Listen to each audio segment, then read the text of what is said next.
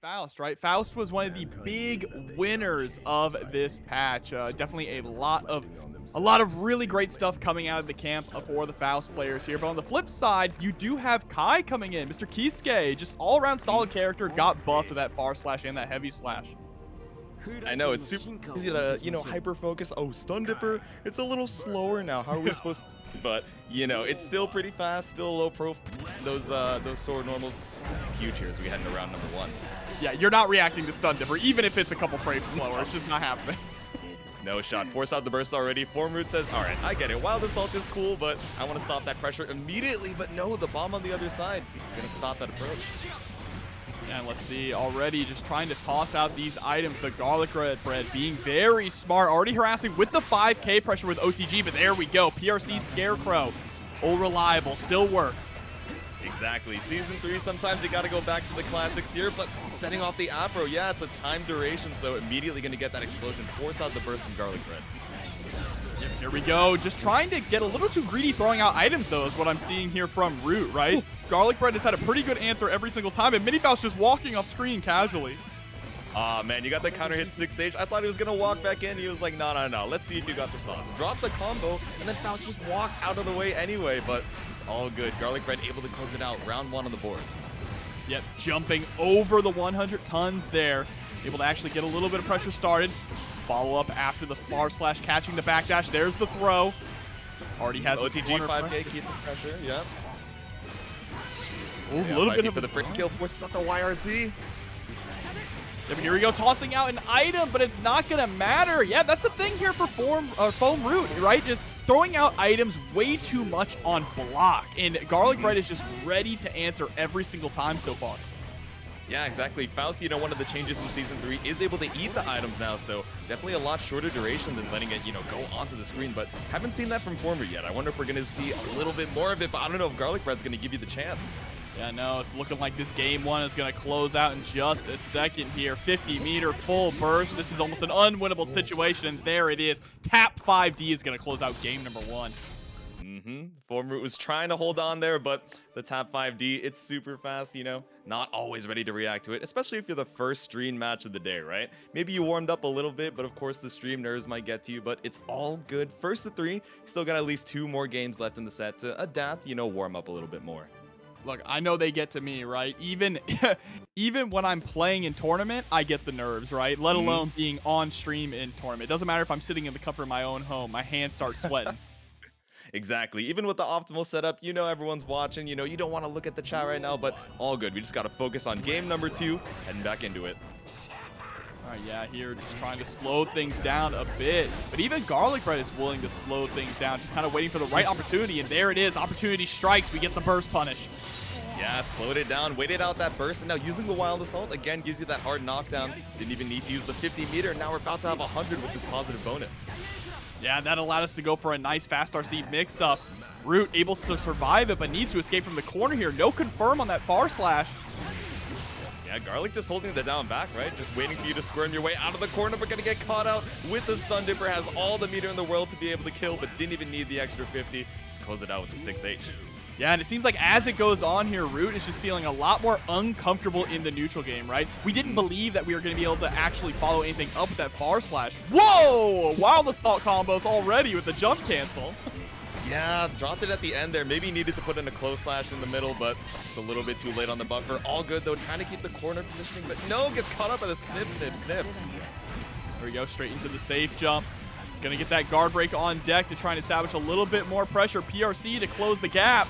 There we go, 6P into an item toss, but you're just gonna give Kai the item. Pulling up to the other side. Don't even worry about the trumpet behind you. It's all good. We got the music still going. First available on both sides. Are we gonna see a Wild Assault from garlic bread, or are we just gonna wait for them to try and get a whip punish on Foam Root? Let's see, we're getting close enough. Hold on in. Yeah, I think you just want to hold on to the burst in that situation, right? At least Foam Root is finally starting to show some signs of life here, fighting back, able to close out a round, keeping the pressure up with the Wild Assault on block there, just trying to crank that risk gauge.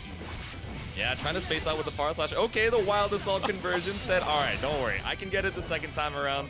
Not going to be a hard knockdown, but still you get that positive bonus, right? All the meter in the world.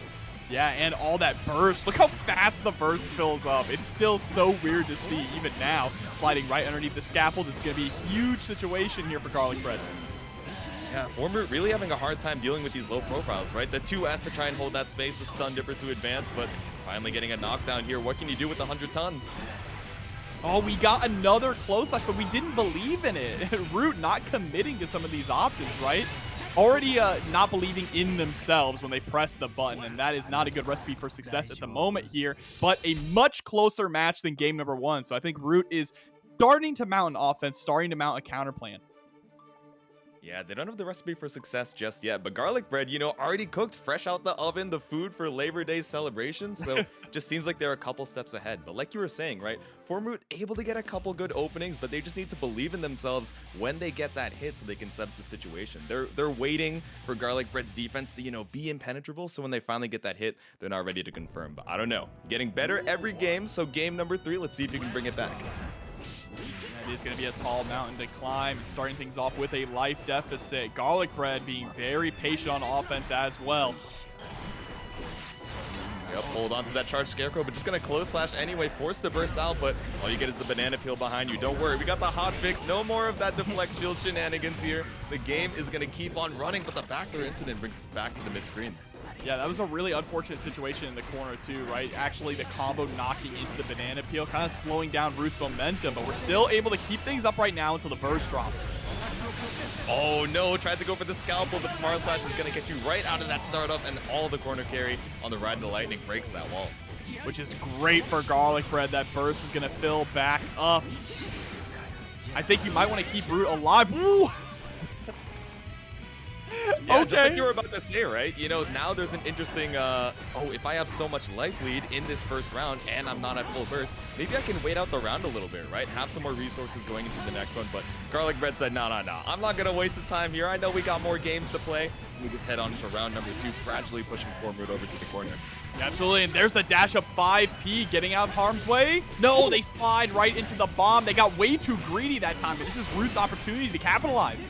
Yeah, I like the idea to try and Stun Dipper to get out of range, but you were just a little bit too delayed on it, tried to get too greedy. Like you said, the 6B lets you get that side switch combo. Nice confirm off of the 6K there, but still not quite able to break the wall. One more hit should be able to do it for Garlic Bread, though. Yeah, tried to use the love bomb, but got tossed right back into the corner, and things are not looking good. The burst is blocked, and that is it. 3-0 for Garlic Bread. Yep, learning about our next 2 players. We got ABudgetBox versus Dillypoo heading on for our next set. I knew that they cannot change society. So instead All right, let's see who we got. Soul versus Kai. All right, the poster boys of Guilty Gear. This is a match as old as time itself. Damn, let the intros rock. They got the complimentary celebration colors too. I see you. They definitely know each other, right? This can't not have been coordinated. They pulled up to the function matching. They're rival esports organizations. All right, Wild Assault. Pull up with a strike, though. Already bring us over to the corner with all these dash cancels.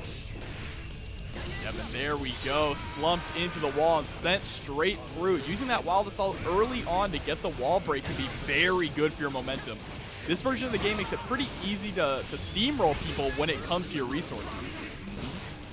Yeah, especially when you get that positive bonus. Oh, you used a little bit of burst. All right, it's already back. No, but just a little bit too early on the wild throw. ABudgetBox was holding the down back, saw that shake my hand and said, all right, I got you. Yeah, really smart from ABudgetBox to just spend the meter there. Too often you see people have the meter to get the kill, but they don't spend it. Here we go, breaking the wall again with a Wild Assault here. Going to get the hard knockdown and the positive bonus. Dillypoo just mashing out. Yeah, no fear, right? That's a soul player for you. Yeah, exactly. Even at half health, you know, you got to show them you still got that Aboii and you, that dog in you, but the junkyard dog might be getting sent to the scrapyard right now in that sacred. No, you lived. Yeah, the magic pixel for Dillypoo here.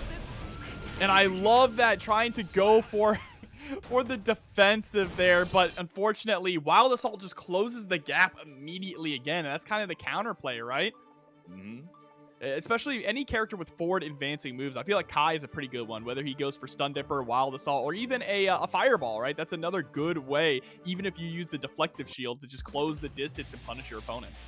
Yeah, exactly. You know, full screen moves, advancing moves, even another Wild Assault to kind of trade the 50-50 burst. Didn't quite reach in that situation, but it still kept you within range to try and contest afterwards. So heading into game number 2 here. disguise here with a bandit bringer, but there's the wake up SDP. Remember, in this version of the game, HDPs are no longer invul across the board, which is huge. Yep, and Dillypoo, you know, showing us we still got an invul, we still got a wake up option. All right, it doesn't do quite as much damage as before, but it's all good. We'll save HDP for the combo routing, forcing out the burst from BudgetBox. Catching the backdash there with the close slash as well. Clean hit, DP sends you straight into the next round. God, Soul's so good. He is so sick. Yeah, started up with a counter hit 6S here. Still got the full burst gauge available. Not trying to use the wild assault, just keep it normal with the soul pressure. Yeah, but here we go. Another wall break here for Dillypoo. The first game kind of went decisively to a BudgetBox, but now Dillypoo has had all the answers, throwing you out of your DP. Or no, we woke up with FD there. Yeah, just tossing you out of your block. Yeah. Wild throw on the wake up says, all right, I know you're trying to slow the game down right now, but I'm trying to speed run us over to game number 3. Dillypoo ties it up with a quick game 2. That's what I like to see, right? You immediately understand what you did wrong. Maybe it was just a little bit too passive in game number 1. We were willing to press on defense, but we weren't really establishing any offense or putting our opponent in uncomfortable situations. And that's what Soul does best, right? You just press on that far slash, put them into block stun, and make them fear for their life.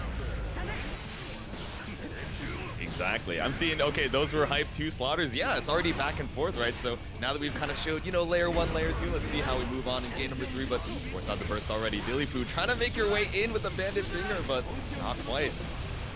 Yeah, now already put into the corner. Of course, Kai with some of the best corner carry in the entire game. Blocking the bringer, you have to be so careful challenging those bandit bringers. Caught up with the gunflame here. 6S into the bandit revolver. Just trying to get something going. RCs, but still BudgetBox gonna mash out here. That should be it. Yep, Sacred Edge there to close out the round. I feel like since this patch, or just recently, we've been seeing Kai players use Sacred Edge way more often. Yeah, apply that shock state after the wall break. You know, a fast super as well, so just want to make sure you're not dropping anything for a relatively minimal drop in damage. I agree, but FD, you know, trying to get some pushback, but still pushing to the corner with this counter hit. Oh, and TK ride the lightning here to break the wall and get the positive bonus on deck. Already has half burst available, about to build that up real quick and bait out the reflective shield. Man, and earlier we saw BudgetBox saying, all right, I'll keep doing my block string, but, you know, if I see the deflect shield come out, then I'll go for the wild assault. Didn't work the first time. Now that we're seeing it, knows that it's going to come up, went for the hard read, just ran up, didn't press any buttons, waited for the big orange bubble and said, all right, you're going to get counter hit here to take game number 3. It's crazy to me that people are already adapting to deflect shield as a mechanic, right? Because obviously when the patch first dropped, everyone was focusing on wild assault. It's the most interesting thing. It's aggressive, it's offense, that's fun. But people are already starting to play around the brand new defensive mechanics, which are really strong. Yeah, exactly. It's cool. Oh no, the 6H just barely whipped there, but it's all good. 5P recovers just in time to break that wall. Gonna get that positive bonus back and waiting for the burst as well. This is looking like a sweep over here in round number 1, so I wonder if we're gonna see BudgetBox try and stall out for some extra burst gauge. Absolutely. You already see the patience as well here. Baits out the burst, and there it is. Close slash punish. Perfect for a BudgetBox. Off to a good start here. Set point has the burst advantage as well. People's elbow, getting that hard knockdown, and then immediately pushing into the corner. Oh, Bandit Revolver just going straight through that Fujar arc, though. Let's see what you can make out of this opportunity, Dillypoo. I like that. Trying to space out here with 6S on Soul's side, but that new buff bar slash is so strong. Gonna get the side swap here, putting a Dillypoo back into the corner once again. And the 5K just so active. Dillypoo thought, you know, oh, maybe they put it in a little too early. Let me mash. Nope, gets caught out, but oh, good. Bandit Bringer gets you out of the corner at least, but you are still down quite a bit of health. And there we go, 6P, right? BudgetBox reading Dillypoo like a book, recognizing when they want to press back or go for those bandit revolvers. The People's Elbow 6P did a lot of work code there to add some free money into that pot, and now this is what I like to see. Yeah, and speaking of the pot, we got the Potemkin here against Chipp. You know, this, I can imagine, is a pretty difficult matchup, right? You know, he's just so fast, making his way across the screen, but if you're able to get a counter hit on that J2K and swap the sides up, you know, you're looking pretty good. This is literally strength build versus dex build right here. All Potemkin needs to do is catch Chipp once, and this whole match can immediately fall apart. Ryusui wasn't even able to get started there in that round either. Yeah, fighting for your life. They went aggro from the beginning, but now I think they're gonna play a little bit more passive, right? Just wait it out, say, okay, you gotta pull up on me. Potemkin doesn't have the greatest approach, so let's see if I can just be a little annoying, stay right out of your range. On the trade, these are not trades you want to be making as a Chipp player. Definitely not. This You're not matchup. coming out better on the end of this trade. Oh, you're gonna dead. get caught out with the Jigetsu Kai. What happened? Oh my We're God. seeing some pretty quick games here, Jobber. I'm gonna be real with you. There was a video on Twitter that was quite literally just like an entire round of Potemkin getting beat up, and then he gets one throw, cut to win screen. Yeah, cut to win screen. That's the Lapras classic, right? We've been seeing that since season 2, but it's always funny to me. It will never not get me. But that's already a really strong first game there for Aboii. Duel 1. Hot mid tier now, no excuses. Pull up hot mid. Yeah, I see some Potemkin enjoyers in the chat enjoying that hot busted look at all the damage already. It's not even 10 seconds into the white wild assault. Aboii is trying to close it out. Just lost 80% of your health off one pop buster. Are you kidding me? That is nuts. Still got another 50 bursts available, but I don't know. Are we going to save it for the next round? You're seeming pretty confident with this life lead, but Rekka super. Keep it simple, baby. Ryusui needs to be very careful because we already saw Aboii tried to call out that Gamma Blade with the back Mega Fist. That would have killed if it landed. Remember, the clone takes damage. That it does. If you're able to punch your way on through, you punish them for trying to take their turn or extend their pressure rather, but getting caught out with Rekka 3 into the RC forces out the burst from Aboii. Oh, and now we're in the danger zone. Close range. Hammerfall is going to be able to close out the round here with that one hit of armor. Ryusui trying to hold on, use that far slash, but all you need is that one hit. Even the Hammerfall would have done enough damage. Burst him into the corner. Now let's see if you can keep this pressure up. Yeah, this is exactly where Ryusui wants Potemkin to be. But what? These button presses are absolutely insane. Just seems to know exactly where to thread the needle. Oh, nice. I like the 5P there. Just challenge. All right, you're doing something funky up there in the air, but speaking of in the air, you cannot advance. You cannot jump. Just going to get heat knuckled for your troubles. Nice backdash, though, on the Potemkin Buster attempt. He's harassed with these light buttons here. Baits out the deflect shield as well. Should be a wall break for a positive bonus. Yeah, the wall run combos never get old. Oh, no, but just barely whipped it. That was not the combo routing. You're looking for the Kirby down B from the top rope. Gets a straight hit, and Aboii able to take another game. No, that feels so bad if you're Ryusui. He was coming down like a missile. Mm-hmm. From all the way up into the heavens. Bro, he reached terminal velocity. That was actually the down B. I can't believe it. The heat lines from the speed coming off him entering the atmosphere. Mm-hmm. He's Steven, bro. He is straight out of the oven with that one, and we are straight into game number 3. It seemed like we were seeing signs of life in the Chipp there, but I don't know. You got to be able to close out the combo if you're gonna take a game on Aboii. Yeah, and the thing is you have to be right so many times in this matchup, right? Oh my god. Well, don't get grabbed again. That's all I can say for you. Yeah, my advice, don't get hit and also don't get grabbed. If you start with there, might be pretty good. Oh, the whiff on the Garuda, though. Maybe just a little bit too early from Aboii, but still gonna get caught out on the jump in with 5P. Yeah, there's the burst. Don't want to deal with that at all. Run up 6P to finally get some offense started. And man, that just, I'm still stuck on JD into Pop Buster. What a nasty reset. It's evil. I feel like every time I scroll Twitter, I see a new Potemkin setup from Aboii, so they're just like rotating. They're throwing darts at a board for it to try and mix up Ryusui here, but burst is down. No, but the chip damage on that. Chip damage on the Garuda just did so much. 5K to close it out. Yeah, they get this backwards. They're just trying to call out some early aggression from Ryusui. Garuda looking a little scared right now. Knows that Ryusui is respecting the pressure. Oh, overshot the jump a little bit, but it's all good. Alpha Blade brings us back to the mid-screen with a counter hit 2S. All right, but unfortunately we whiffed the 2H there. Still able to maintain this pressure. There's the PRC. Not a good trade, though, for Ryusui. Burst of available, but one bait is... Oh no, don't even need the bait. Just pull up with a PRC pot buster. One more hit can take it. Yup, and the armor straight on through the invul to take it. 3-0 for Aboii. Sounds super cool. I'm like, indeed, he is almost as cool as our next match here, Lora versus Aboii. Yeah, you're rolling up to the ladies saying, hey, that Sephiroth fella? Yeah. Here we go. Speaking of katanas, we got two Japanese swords on deck with Johnny versus Baiken. That we do, yeah. And I know we were talking about, oh, I'm excited to see the Johnny. You know, definitely a very hyped up DLC, but we haven't seen a lot of Baiken since the Season 3 patch. I know some of the mains were like, oh man, she lost a couple tools, but I'm excited to see what goes on in game number 1 here. Yeah, and already we're seeing some of the pressure that Johnny can put out. For a character that's listed as a zoner, he sure is good at getting in your face. Here we go, Senga already coming out, but the Kabari, immediate burst on it, doesn't want to deal with the follow-ups at all. And just walk up with the FD, the BRC, fast on the way down, catches you all with the Yozansen. What is going on? Lora is moving different right now, but that's the parry damage nerf, right? Still gonna, no, oh no, back in Season 2, it would have just killed off the parry, but now we're at this pixel health situation. It's one touch on both sides. Yeah, and look at these misfiner steps as well, just staying unpredictable with the movement. Had a PRC there to stay alive. But one more touch is all we need. JS, my beloved, coming through. JS from the top road, holding that corner spacing, right? Just trying to wait for a jump out from Zamboy, but nope. Staying on the ground, blocking down back. Stuck in the corner once again here in round number 2. Yeah, one of the big changes for Baiken here is that S Kabari has been buffed a bit, right? Meaning that she can more reliably use it in pressure and try and tether you through other means than just throws.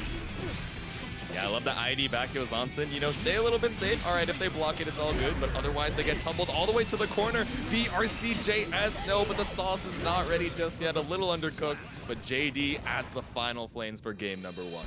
Yep, and here you are already seeing what Johnny's early weakness is, not having any kind of meterless reversal, right? And his buttons are a little bit on the slower side as well. Doesn't really have a great option to press to get the opponent off of him. It's a little awkward, so that's what you're going to see a lot of Johnny players are going to have to work on, right? Is defense usually always comes second because we love our pressure, we love our combos, but you got to learn how to block. And instead, we're going to switch characters here. That is an Anji Mito coming out. Oh, let's see it. So I'm sure if any of you guys have been playing Tower recently, you have run into this demon character. Before it used to be like, oh, let me just bait out spin with PRC. Let me throw out a quick poke and, you know, just swing into it. Midare, the guard crush koi fish. I already know that Lora is scared of this. And that's definitely going to be something that can maybe discourage the far slash. Yeah, just like we said, the Midare guard crush immediately starting Zamboy. I remember seeing the patch notes. I remember the reaction to the patch notes. Anji doesn't get a follow-up after counter hit anymore on on Fujin. It's the end of the world. He's gone from bottom 1 to bottom 1. But no, they knew what they were doing. They needed to take that, make sure that, you know, they felt good. Alright, Lora still fighting back. Only got caught out once on the far slash, and it said, alright, try and get into spin range and just contest on the way out, but gets caught up by a straight Nagia. Here we go. Pressure is on. Just checking with the 2P to make sure that Lora can't jump out. Ooh, I like the fast PRC. Tries to bait out the stand block on the Rin, but unfortunately gonna get puppy jump here. Lora still patient, holding down back until you finally overextend. Trying to drop those tatamis. You see Lora consistently just trying to jump out of pressure, pulls out the gun. And you are quite plus off of that knockdown. I like that little trade there. You know, okay, you both got the tumble state, but she woke up quite a bit faster, but it's all good to throw to close it out and tie up the round count here. Is the fish good? It's a little bit more than good. It's a little strong, a little silly funny is how I describe it, but Zamboy taking to the skies right now, trying to catch out this preemptive JD. Alt showing you the fan spike buffs as well. Changes trajectory a little bit too. Absolutely, just gives Anji more versatility to his offense. But right now, Lora is the one on full offense. Tether is on. Time to block this. Yep, just go for the full confirm, Zamboy. No burst available, and Lora takes another game. And that's what we like to see here. Zamboy already looking a lot better, though, with the Anji swap, right? Almost able to bring it to a 1-1 game. I think bringing it back 3-0 is a possibility here. We just need to clean up our play a bit more. Yeah, we can already see Lora, you know, trying to think a little harder about what pokes to throw out in the neutral. We saw a couple spins discouraging the far slash, but other than that, it seems like they're having a great time making their way in. You know, the aerials, the jump S, my beloved, always coming up huge here. There we go, getting a Fujin immediately off one hit, putting Lora into the corner, but getting out for free there with a super jump air dash. Right, no burst on Zenboy's side, trying to take to the skies with the JD, but unfortunately gonna whiff. Flying for space here. Aboii able to catch, just trying to play that Footsie's game a little too hard. Oh no, a little too early on that parry, and you're gonna get counter hit with the 6H. Yeah, the heavy counter hit got removed from the Rekka series, but all good. We still got 6H heavy into the butterfly. And again, just getting caught trying to press buttons, and this is where you're gonna die here. Doesn't even need the wall splash to close out the round. Yeah, so if we can start getting more of those kind of confirms, a 3-0 reversal is definitely in the works. Yeah, exactly. Frame trapping, baiting out for the heavy counter hit, and Anji, you know, not lacking an 80 department for dead, I gotta say. No. The deflection, but no punish. Yeah, wakes up with 5E, just trying to challenge the aggression there from Zamboy. Parry PRC to just go straight to the spin, put out that parry hitbox just in case, but punishing. Should be able to kill you with the 6H. There we go. This is going to put us at set point now for Lora. Let's see if we can close things out and end Zamboy's winner's run right here. Cheeky little round start 2K to go into the far slash, but still not going to get you the advantage just because you dodged the move. The pressure is still going on. Yeah, tether into the Midare. Oh, but the PRC after the parry to get the throw. Tethered back up again. This time we go low.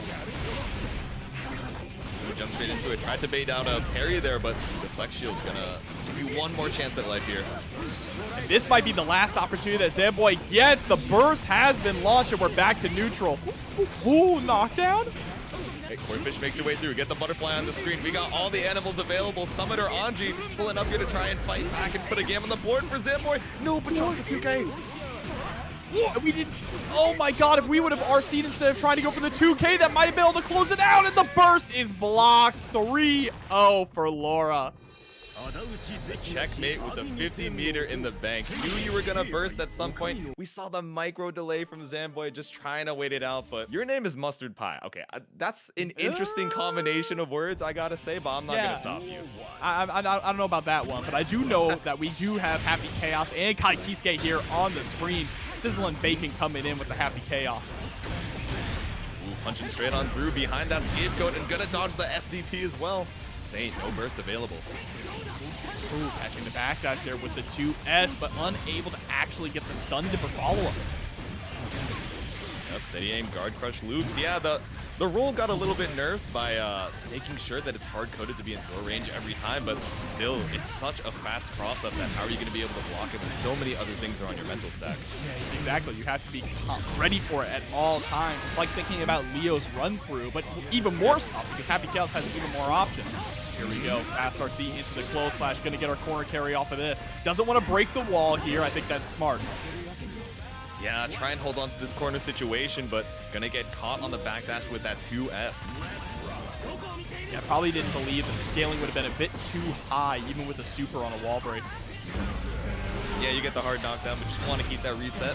All good, no burst available on either side, and SizzlinBacon just runs up with the 2Ds. Slipping, sliding on in here, gonna be able to break the wall.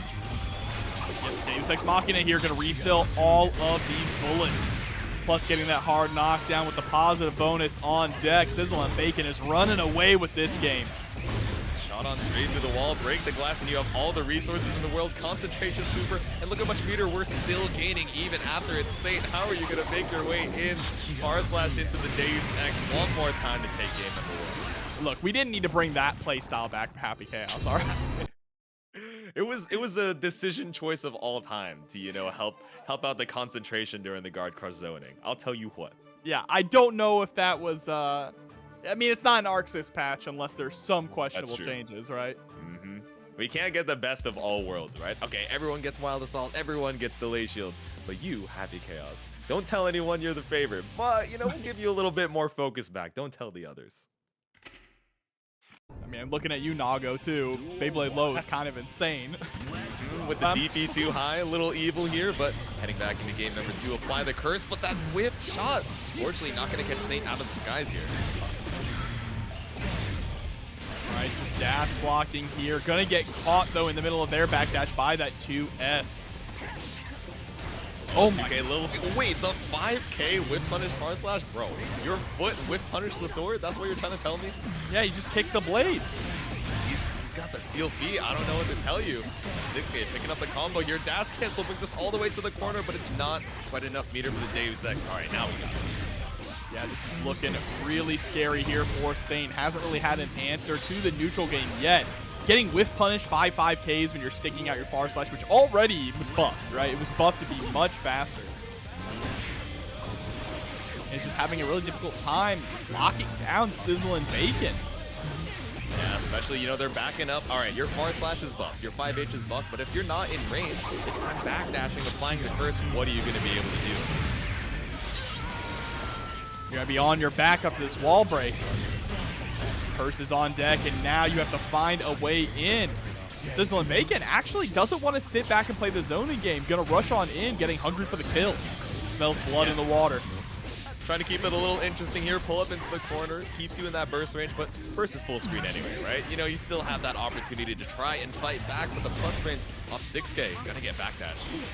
And Ande coming through with the $20 into the match, Reno. Thank you so much. That game's for you. That one's for you. Thanks so much for the generosity. And if you guys haven't claimed your Matcherino codes, you can stop on by. If I'm not mistaken, we were at 15 the last time I checked, so we might have claimed all of them. You guys can let me know. Yeah, we're already done. We've already there we go. all of the codes, but there's still other ways to contribute, right? There are sponsor quests available, or just like Ande, you can go in and toss in a couple of dollars into the Matcherino as well. It doesn't have to be 20. It can be 1 or 2. It all goes a long way to supporting these players. Yeah, exactly. And speaking of those players, we got some more Guilty Gear Strive action here in game number 3, Saint versus SizzlinBacon. All right, 6S immediately catching Saint. 6S has been consistently catching Saint, just trying to jump into the air a lot. Tried to go for a far slash this time, but jumping a little closer, right? So you're right above. It's a hard angle to try and anti-air even as Happy Chaos. The jump right over into the shot here, gets the knockdown. And what a hell of a shimmy there with the clone on deck. Still just throwing out the 2D. All these low options being stuck out. And it feels like no matter where Saint is, if we're trying to go for a jump, if we're trying to go for a backdash, SizzlinBacon is locked and loaded with the sucker punch. Got that 6S loaded, and if it's a little bit too slow, we still got far slash available. Trying to get something going with the 2K there, but mashing on Wake Up, gonna get caught out with his counter hit close by. I love the DP combos there. Thanks to the shock state, HDP launching you very high. Oh, Fast RC into the low here, catching out SizzlinBacon on the way out. Finally, they're able to take a round now.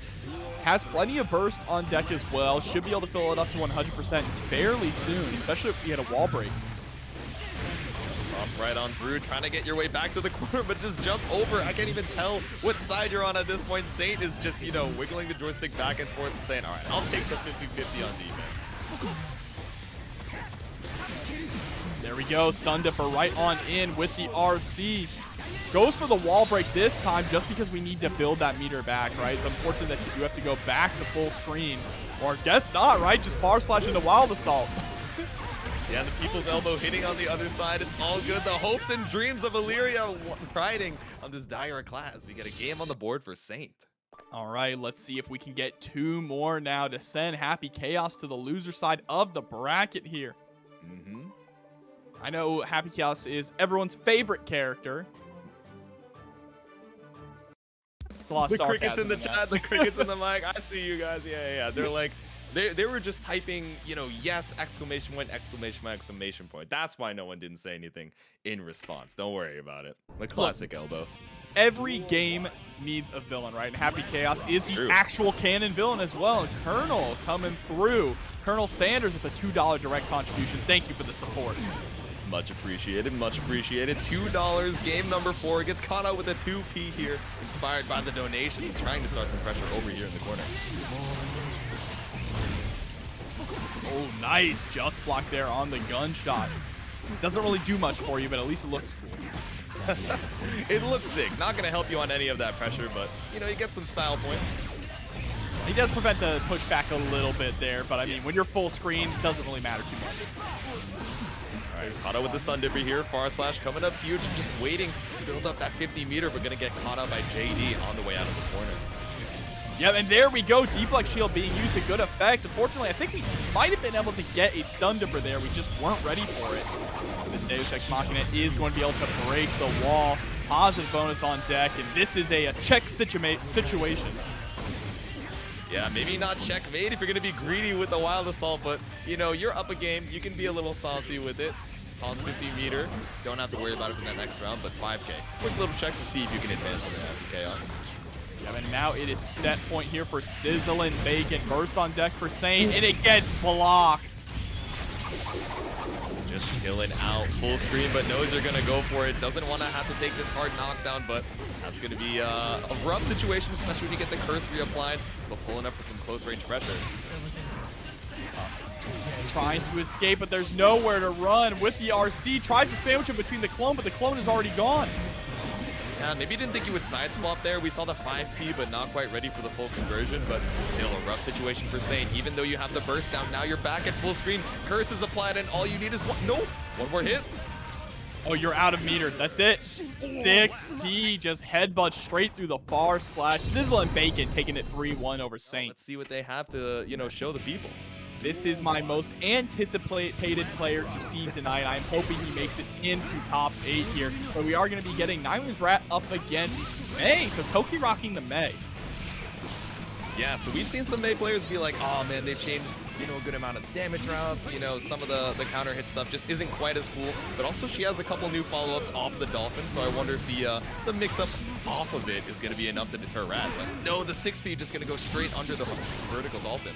Yeah, she does have that slowed down 6K, right? So her overhead game isn't as potent. But there's been some interesting effects from that being slowed down, like being able to go over Nagoriyuki's clone or go over Haircar Amelia. Not sure if it's going to help too much, though, in the Johnny matchup. But there we go. You already see Rat adjusting to the new routes that we've been seeing from Johnny players, right? After you get that T misfinder, you just go for another close slash. You don't have to do a 5K.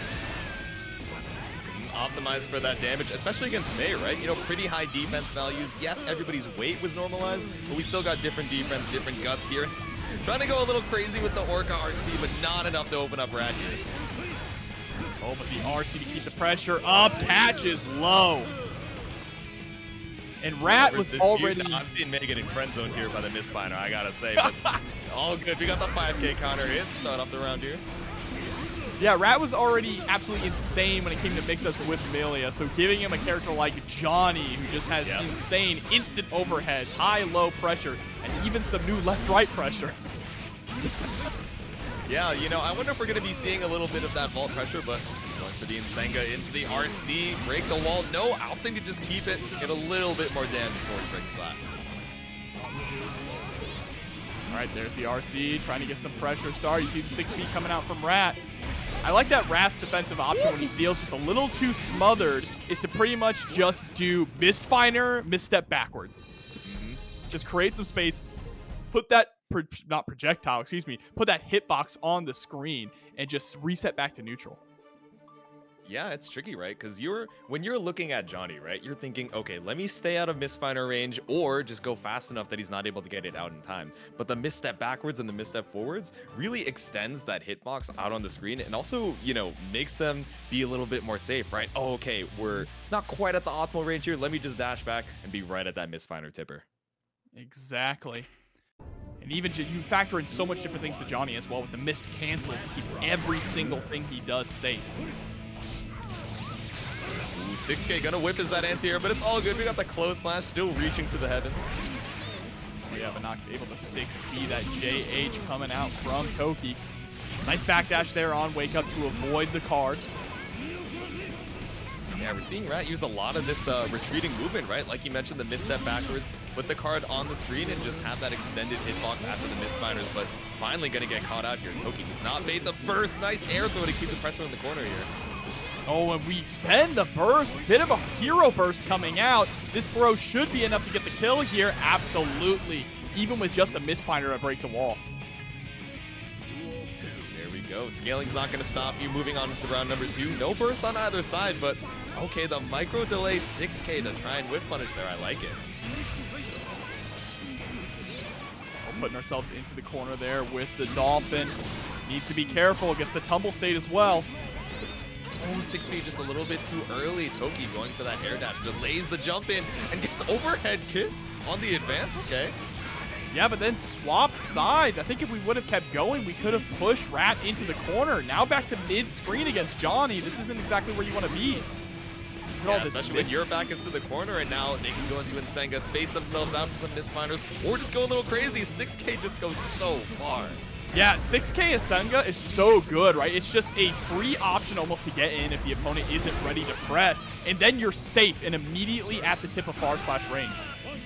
Yeah, exactly. Far slash range, might be looking for a misfiner afterwards just to get that little light confirmed. Still at the perfect spacing, but Joker Trick just a little bit too early. All good. Catch you out with that misfiner on the way down. Another game for Rat. Yep, up 2-0. Already looking so proficient here with Johnny. How does Mei swing around an anchor? Does she have super strength? Well, you know, as far as Guilty Gear is concerned, she's Japanese, so she is essentially superhuman. So swinging around the anchor, you know, it's just another day as a jellyfish pirate. It's nothing crazy for her. She hits the gym a lot. Dude, she looks huge. She does look huge, damn. Duel 1. Here we go, jumping straight into the next game. Rat with the Wild Assault confirmed. Misses the 5K pickup. That was going to be a wall break there. Ooh, I like the double jump over. Knows that Rat has been so on point with the anti-airs. Maybe to a fault now, right? So let's see if you can bait them out a little bit harder. But Toki gonna get caught out. Yeah, the throw whip forces out the burst on your side. Here we go. Sending out the beach ball. PRC forward. Gonna be able to get the pickup off of the 5K and the side swap. Rat optimizing the routing right now, but Toki routing themselves out of the corner said, all right, a little back throw. Got me if no one got me. But RC, yep, card's still on the screen. It's not going to be able to trigger from all the way back there, though. Just needs to find that one touch. Good job blocking the up Dolphin. But whiffing the 6P, needs to be careful. Oh, shutting down the Totsugeki there, and it's set point now for Rat. Got all that burst gauge available. All right, a straight 3K, not too bad, but counter hit 5-inch. Gonna do a bit more damage than that. That was a great forward dash as well, just to escape from the corner there. But what a JH from Toki. Yeah, hitting on the other side, on the way down, forces Rat out. We're just seeing IAD after IAD, trying to go crazy, but maybe a little too slow on the overhead kiss input there. Backwards immediately into a misfiner. The height on that close slash reach is so tall, right? It's like Nago close slash, like Milia close slash, such a good anti-air tool. Alright, we step back, put you at that perfect Nsenga spacing, but instead of trying to be spaced out, we're keeping the pressure going with the RC, but it doesn't kill, especially if you whip the Wild Assault. Oh, you're... Yep, you are dead. There's the close slash. That was also crazy there because we went for the P misfiner. That's the upward misfiner for an overhead, meaning that if it hit, it did bring Mei high enough so that we could continue that combo. Like you said, Rat is already optimizing all of these interactions and these confirms. Yep, pulling up with the 6K here, just trying to make our way over to the corner, but 6B ill-advised against that 3K, especially when Toki has the meter to be able to side swap, but Rat's still got quite a bit of meter in the bank here. Oh, but here we go. Wow, sweet chin music coming straight through. Sets up the card. Immediately into the 6H. He wants to hold on. Right under that beach ball. No, Joker Trick gets low profiled by the 3K. All right. First down for Johnny, but that's going to be a game for Toki. That JH trade coming up huge. That was such a good 3K slide, honestly. Just going straight underneath the card super to be able to get that punish. I had a feeling the moment that I saw Rat enter in with 100 meter on the other side, I'm like, this is a Johnny player. They're just going to throw the card. Exactly. And it's like you have 100 meter, you think that you're safe by putting out Joker Trick and then doing a late PRC if they block it. But if it's going to be that low profile, you have to PRC immediately to try and stay safe. And hey, heat of the battle, it can be hard to react in time. Now Toki finally getting a point on the board. Let's see if we can make this comeback against Rat. This time not going to drop the Wild Assault confirmed, so going to get the positive bonus right off the bat. Oh, the run under JS for the air-to-air Toki. Definitely surprised by that one. I know I was, but the backdash off of the S vertical dolphin. Get a little corner carry with the 2 to force out the burst. Oh, that 6K. Rat uses it so well. 6K being special cancelable in this game is honestly wild. It's such a far forward advancing move, which of course is something we've seen in May's Dolphins, for example, right? But that's already a special. You can't special cancel the Dolphin. 6K does that and more, but gets caught up with the JH on the way up. And then there we go, 6K coming in again. It's the Johnny jump scare. Yeah, get the double dash after it too. Gets so much corner carry, but bringing it back here with the counter hit Dolphin. All right, you're going all the way to the corner with this one. Wow, I'm stealing that. Yoink! Stealing the tech right before their eyes. It's so good. So good to see. There we go. Joker Trick finally able to break the wall here. First one we've seen land, but you know, a pretty important one, right? To get that hard knockdown, keep it going, punch into the Mistfinder, closing it out for Rat. 3-1. Right. And that he doesn't have the heart. You're lucky he's busy with commentary right now as we head to game number 1. Yeah, we'll give you one more chance. Don't ever do that one again. So Chris Chaos coming in on Sin. My hot take is I think Sin is one of the... I don't even think it's a hot take. I think he's one of the biggest winners of this patch. Maybe the hot take is I think he might be top 5. I think he has the potential. Bro, he is juiced. We were talking about looking huge earlier. Sin is actually looking huge. You would think, oh, okay, you don't take stamina on the car cancel anymore. It's not that crazy. But the fact that you're able to just more liberally use a lot of these stamina specials and the follow-ups is so huge for keeping the pressure going. And it's not even just that either. His buttons, the buff to his buttons, having an actual bar slash is huge for him now, right? He can kind of poke at that mid-range with something that's not just 2S. Of course, bar slash is still going to lose to things like that from Jacko, but also 5H. 5H is such a huge thing. If you block 5H, you are guessing between high or low. You just have to hold that. Yeah, exactly. And you can even reset off it if you've conditioned them enough, right? It's only -2, which for a heavy button is pretty crazy. You got to worry about the special cancels and everything, and you also have to worry about the wake-up DP on the cross-up. Exactly. And look at that, using the elk hunt there, the sun dipper, as they call it, to just get on in to get that Oki going. PRC to keep yourself safe, right out of range of that 2S. Just going to ID over, but puts you in the perfect range for that 5P, 6P. Hey, that's why I said it's a hot take, all right? He's probably not top 5, but I think he's got the potential. Yeah, if it wasn't contentious, we wouldn't say hot take. What do you want us to do? Oh, lukewarm take. Happy Chaos is a strong character. Oh, lukewarm take. Jacko is somewhere in top, you know, how many characters are there? Like 24? Yeah, I guess they're top 24. Here we go. Gotta be a little spicy over here. Lenz doing a pretty good job. There's the DP. We just go for the dash follow-up after the DP there. Surprising that we didn't go for the hit follow-up. We're just gonna grab right out of the pressure there. Nice block on the minion attack cross-up. He is going to whiff. Having a hard time dealing with the minions. Yeah, that JD fireball immediately comboing into the minion there. Lenz gonna get game number 1. Yeah, it's evil. You get caught up by the one projectile, you're like, okay, cool. I got one more chance at life. And then the minion on the way down, just barely off the screen, says, I got you. Let me solo him. I think one huge thing with Sin that I think you're going to be seeing a lot is that the 5H. 5H being, I believe it's +1 now. Correct me if I'm wrong, chat. But you can no longer jab out of the follow-up with Hoof Stomp or Elk Hunt, meaning that you have to guess that high-low. And if you get counter hit by Hoof Stomp by trying to press, he can go straight into Tyrant Barrel. Oh, it's -2? Okay, thank you. I mean, either way, still a super safe button, right? Especially when you have to worry about all those special cancels. It is a terrifying thing to be hit by, even on block. But speaking of block, that instant block not going to save you from the counter hit here. Chris Chaos just stopping his corner.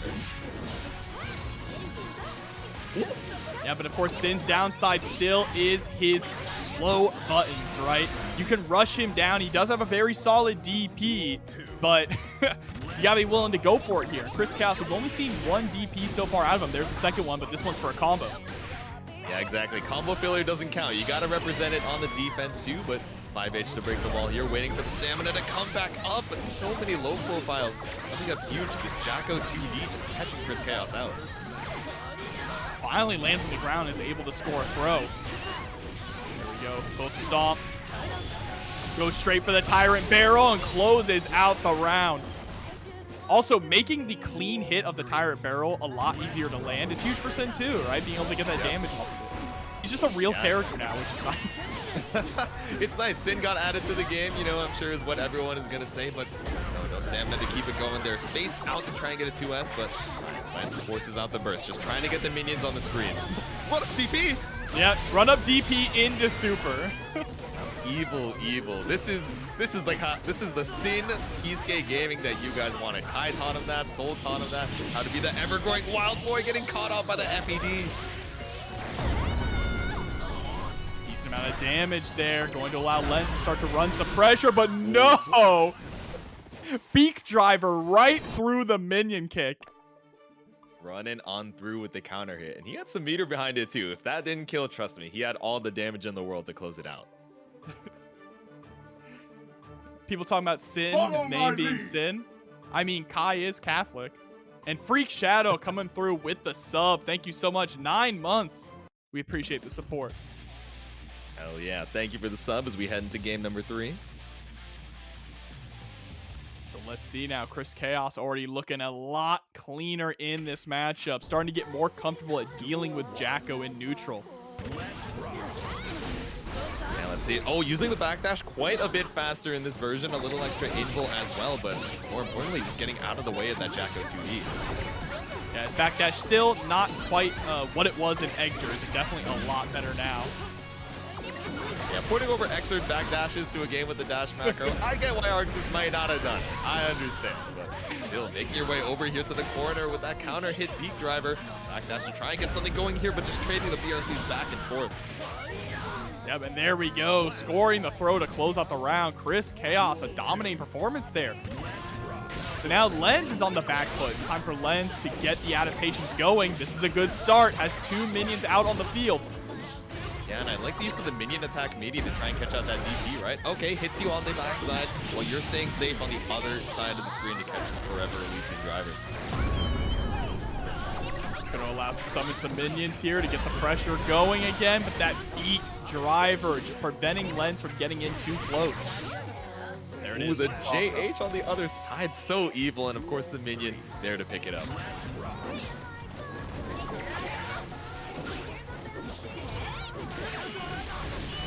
Gonna whip on the minion kick there. Yeah, forced to use the burst, tries to keep the corner, but that big counter hit coming up so huge. Chris Chaos has no stamina available, but look how fast it comes back up. Yeah, and you can see that adjustment there. We went for Elk Hunt at the end of that confirm to try and score the hit, which is what you normally see from Sin players. But Elk Hunt was sped up, so that no longer works. Yep. Instead, you just swap to the other side. Okay, backdash again to get out of that 2D. Up the minion toss from the top rope, gonna catch you out of the jump, and Chris Chaos takes another game. Yep, there we go. And yeah, there are different routes you can take. Like someone mentioned there in chat, doing 6H Elk Hunt. That is an option. But a lot of these players who have been playing Sin, you know, since he came out and have stuck with him, you got to shake off that muscle memory and learn the new routes. Yeah, exactly. That's the thing. Okay, cool. My character has new routes. They have new tools. All right, the frame data on what I already knew is a little bit better. But sometimes, you know, a little too fast can make it so that, oh, I have to delay here. Oh, I have to use a different move to auto-time this next special. But I'm sure it's something we'll get used to, and Chris Chaos has at least one more game to try and adapt with it. Big chillin'. Yep, so here we go. Jumping into game number 4. Mankind. Let's see if Lenz can bring this to a game 5. It'll be our first game 5 of the night. Yeah, we've seen some strong showings here, but looking pretty close. Lenz, let's see if you can make the adaptation here. A lot of the 2Ds are going whiff, but still, the minions being really tricky on the screen, catching out some screen space where Chris Chaos might just be looking at the Jacko herself. Lots of meter with that positive bonus. Yeah, and that sped up Elk Hunt so strong. Trying to go for the 5H there, but just a little too early. Here comes the Elysium driver. I think you're alive. Nope. Oh, I also thought the scaling was gonna let him live, but you know, Sin, ever-growing boy, didn't eat his breakfast this morning, so move on to round number 2. All right, push it to the corner. There's the DP. Yeah, that is a smart burst from Lenz, not allowing Chris Chaos to escape. Keep them locked down. Go straight into the aggressive super here. Oh, this is terrifying. The H tier just keeps the pressure going. Chris Chaos is like, oh, let me try and put in DP. Oh, it's a true block string. All right, I guess I'll just wait. Yeah, we know he was mashing DP that entire time. Oh my god. Beautiful use of the JS to you out into the Tyrant barrel. Once again, get that clean hit. Chris Chaos hasn't dropped one yet. Has to be careful, though. There it is. Yep, just YRC into the 2K. That was a blue beat combo, so unfortunate for Chris Chaos, but this is going to go to a game 5.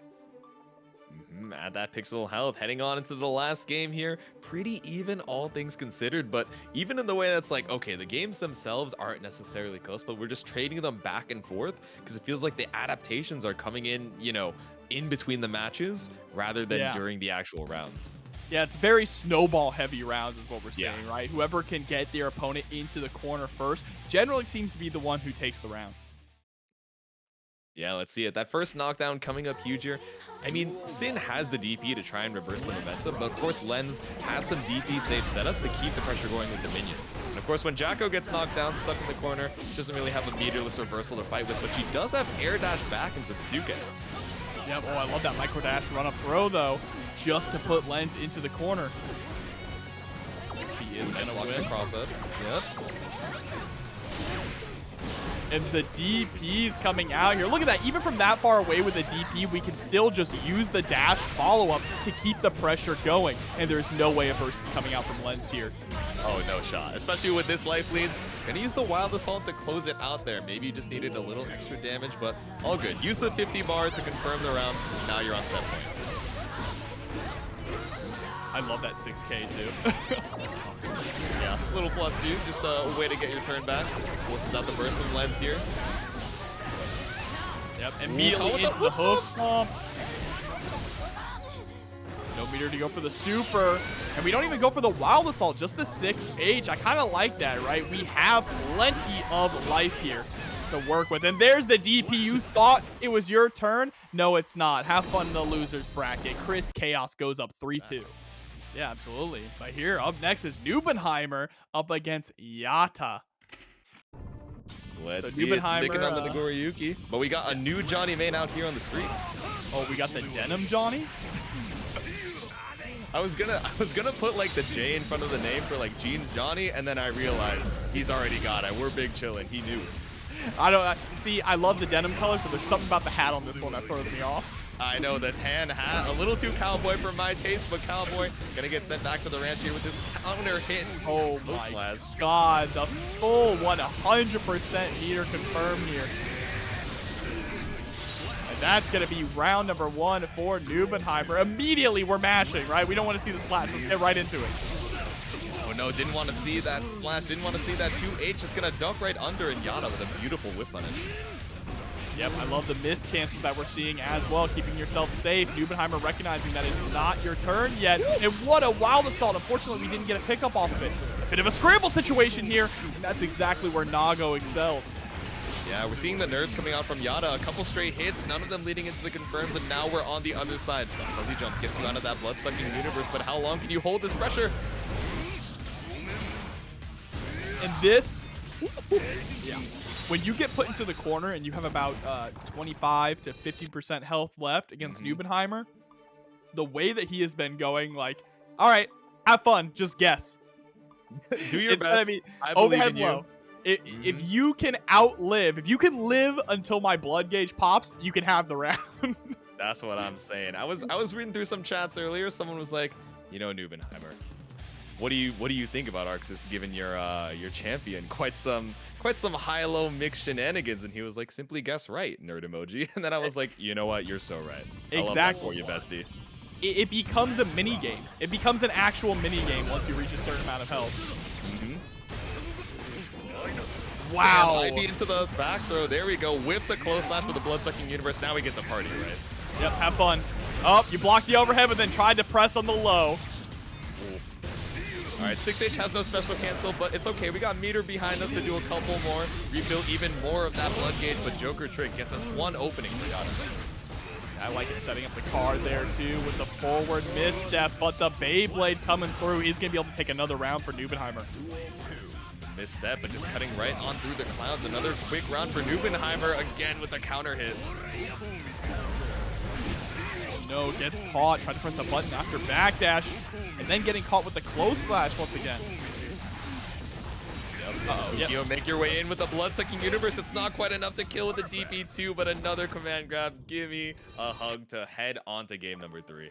I don't think, I mean, maybe I'm overreacting. Maybe I'm being dramatic here, J2, but I don't think there's a single scarier character to be in the corner against in Season 3 than Nago. Especially against the Nago, who has just gotten the command grab off on you. You see that blood drain, and you're like, dude, what do I do? All right, time to block this mix. All right, you block DP2, and it's like, wait, they can keep going. They have so much blood left. As long as he's got blood, he can keep canceling. Oh, here we go. Deflect shield, trying to create some space, but Nubenheimer does not care, immediately rushing back in. Yep, 2P Beyblade. Again, we've seen this movie before. Drain all the blood in the bank, and Yata just fighting for their life right now. Block as long as you can. All right, nice. Another deflect shield. Yeah, and deflect shield on the 6H is actually huge, right? Because you can no longer special cancel the 6H. That is a prime opening to punish Naga. Yeah, exactly. You're just stuck in that animation for 1,000 years, stuck in this counter hit for 1,000 years until Nubenheimer moves on to set points. And we're trying to do a clean 3-0 sweep, not even a round lost here. Just stomping on his toes. And stomp they are. 2S5H, Fukio back, just trying to wait for Yata to go for something crazy. IB, yeah, okay, we don't have deflect shield, but I'm trying to go for a little push block here, but nice IB. Yeah, IB into another back throw. Been seeing that so consistently. Yep. Nubenheimer knows the gaps. Clearly has labbed against the new character. Said, all right, little gimmicks aren't going to work on me. 2K2D with the little footsies. Just going for the knockdown immediately. I don't think this should hit. Just a little too far away. No, it does. Are you kidding? And he gets the pickup with the far slash. Oh my god, the sour spot. Tried to go a little crazy with that command grab after the Fukio, but what's my name? Now, hit one the more J's chance of life here. And you're dead. A valiant effort there from Yata with some signs of life at the end, but you know, just the steamroller that is Nubenheimer, an unstoppable force yet to meet an immovable object. A little bit, but working on into our next set here again. We got iDom versus Zenkai. All right, here we go. Immediately putting the curse on deck with the Unholy Diver. Theo Zonson already crossing up. Yep, that stained state, don't want to have to worry about it. ID back to Zonson, just keeping that space down pressure, but first available here. Just trying to shoot the bird? What the bird ever do to you, man? Come on now, relax. All right, here we go, sending out the Grave Reaper. A lot of fishing with 2K2D here from iDom we're seeing. Teleport to the others. The tap dust, that's evil. No one is blocking that. I know none of you in the chat blocked that overhead there, and now we're going to go into the Strovia to break the wall. It's still not enough to get the kill. That's all right, though, because now Baiken is going to have to spend... Oh, or it's not going to FD, I guess. Yeah, I like the run up into the Arbiter Sign, right? Obviously, the safe jump is a guaranteed parry point, so what are we going to do? Okay, go into the Arbiter Sign. All right, you block this one, but you still got to worry about the chip damage on the stain. Yep, and there we go, covering the skies with the bird as well. Ooh, and JS coming in to get the counter hit on the startup of the Grave Reaper. Way on through, and the pressure in the tatami, but still, that gives iDom a little bit of wiggle room. Not quite going to ID out this one. Oh, but there we go, gets the low. Arbiter Sign launches from so high now, it's insane. It just, you're maybe not going to get a confirm off of it, right? But it just allows you to move forward and get more offense than you otherwise would. Yeah, it gets the space, give you a little extra time to set up here. No, but no state save means that Arbiter Sign doesn't quite kill. Oh, just going for the gold burst there. Zenkai throwing out all the stops. I respect it, right? You have the burst on deck. You need to do something in order to turn this around. Exactly. I mean, I thought we saw the succubus on the screen, so maybe trying to be a little crazy and gold burst the teleport. Who knows? But yeah, especially at that low health, trying to make your way in on Testament, you got to go a little sicko mode. Yeah, gold bursting a teleport would be just... That'd be insane. Yeah. Hardest read there ever was. Shades of Life Jam in that one. Duel 1. Alright, the walk back into the Aboii gets you a nice knockdown, but iDom immediately going for the deflect shield, right? Putting you at Testament's perfect range, right at range for the Grave Reaper, for the Crow. Oh, there we go. Just that 6H catching the backdash. Look how much meter iDom's already got just off blocking.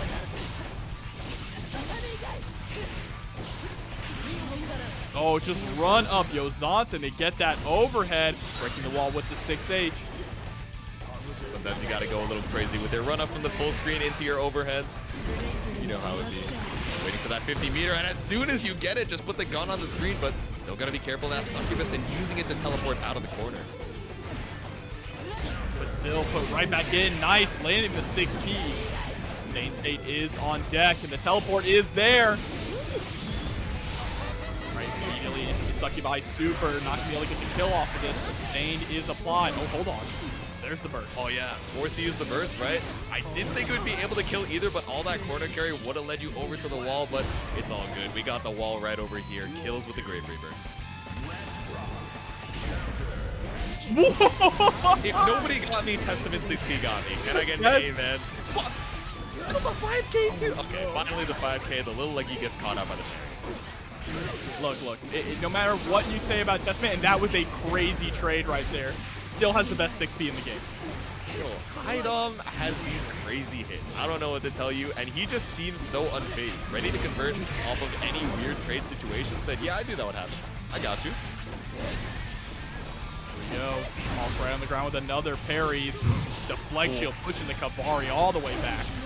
Yeah, but running from the full screen into the 2H, still gonna catch you, Baiken making her way across the screen. The jump in JH, so active.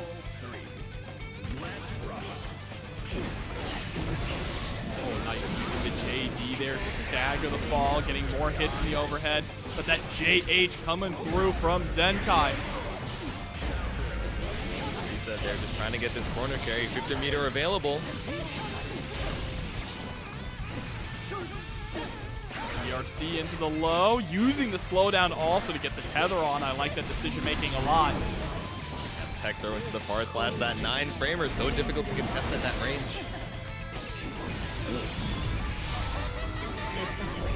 That should be the round here. Absolutely. iDom going up 2-0. And these sets, or excuse me, these rounds are still coming incredibly close. A little too close for comfort. Yeah, we've seen a lot of sets up until this point that were like, oh, it's back and forth, but in between the games. That's when the adaptations are happening. Now, it's kind of, okay, the set score says 2-0, but, you know, it's been super close all the way to here, to this game number 3, right? Down to the wire on these last rounds.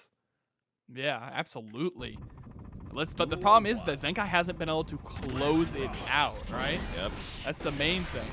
We need to be able to actually close out these rounds because you only have one more opportunity. iDom is up 2-0 at this point and has your back up against the wall. There's the gold burst.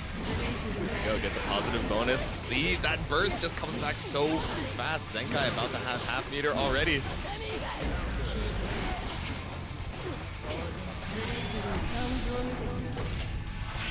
Challenge on the Grave Reaper with the, no, the super! Gonna get PRC back, yeah. Alright, there's the hard knockdown. Oh, I like it, the FD blink. Immediately into the cross up. Zenkai, alright. One of the most dominating rounds we've seen from Zenkai thus far. Yeah, seeing some signs of life here. Says, alright, took me a couple games, but now we're chilling. Guard crush with that blue wild assault, but that back throw is gonna put you in a rough spot here. Apply the stain and look at how much damage we're gonna get on the mash back out. Immediately into immediate to Tommy. Look at the pressure that we're seeing, just steamrolling iDom right now. The snowball just rolling way too high. Here's a challenge. The wild assault also to get some more pressure started. Whoa. And then that are you kidding me? Yeah, tried to go too crazy with that run up YRC, but all right, deflection gets you another chance at life. iDom does not want to have to bring this to a game 4. No, absolutely not. See the teleport, nice backdash there, nearly got caught. Oh, the run out of the corner, but it's not been enough. You're a little bit too far for that Frame Reaper to connect. Doesn't matter if you have negative penalty. All you need is one more hit. If nobody got me, far slash into the Arbiter's sign. Ties up the round count. We're on set point for iDom. And iDom actually didn't go into negative penalty either, right? Which means that they still have 50% burst available. That is huge going into this final round. Yeah, change it to Season 3. Negative penalty immediately takes all of your burst. But with all the uses you have for it in Season 3, you have to make sure that you're avoiding that negative. But speaking of no burst, Zenkai, no burst available to fight back out here. Any hit for iDom should be able to take the set. iDom with nearly 100 meter on deck. There's the throw into the RC. iDom takes it 3-0. Out each one of these games down to the wire that last round, but Zenkai just not able to close it out as iDom. Qualifier match, right?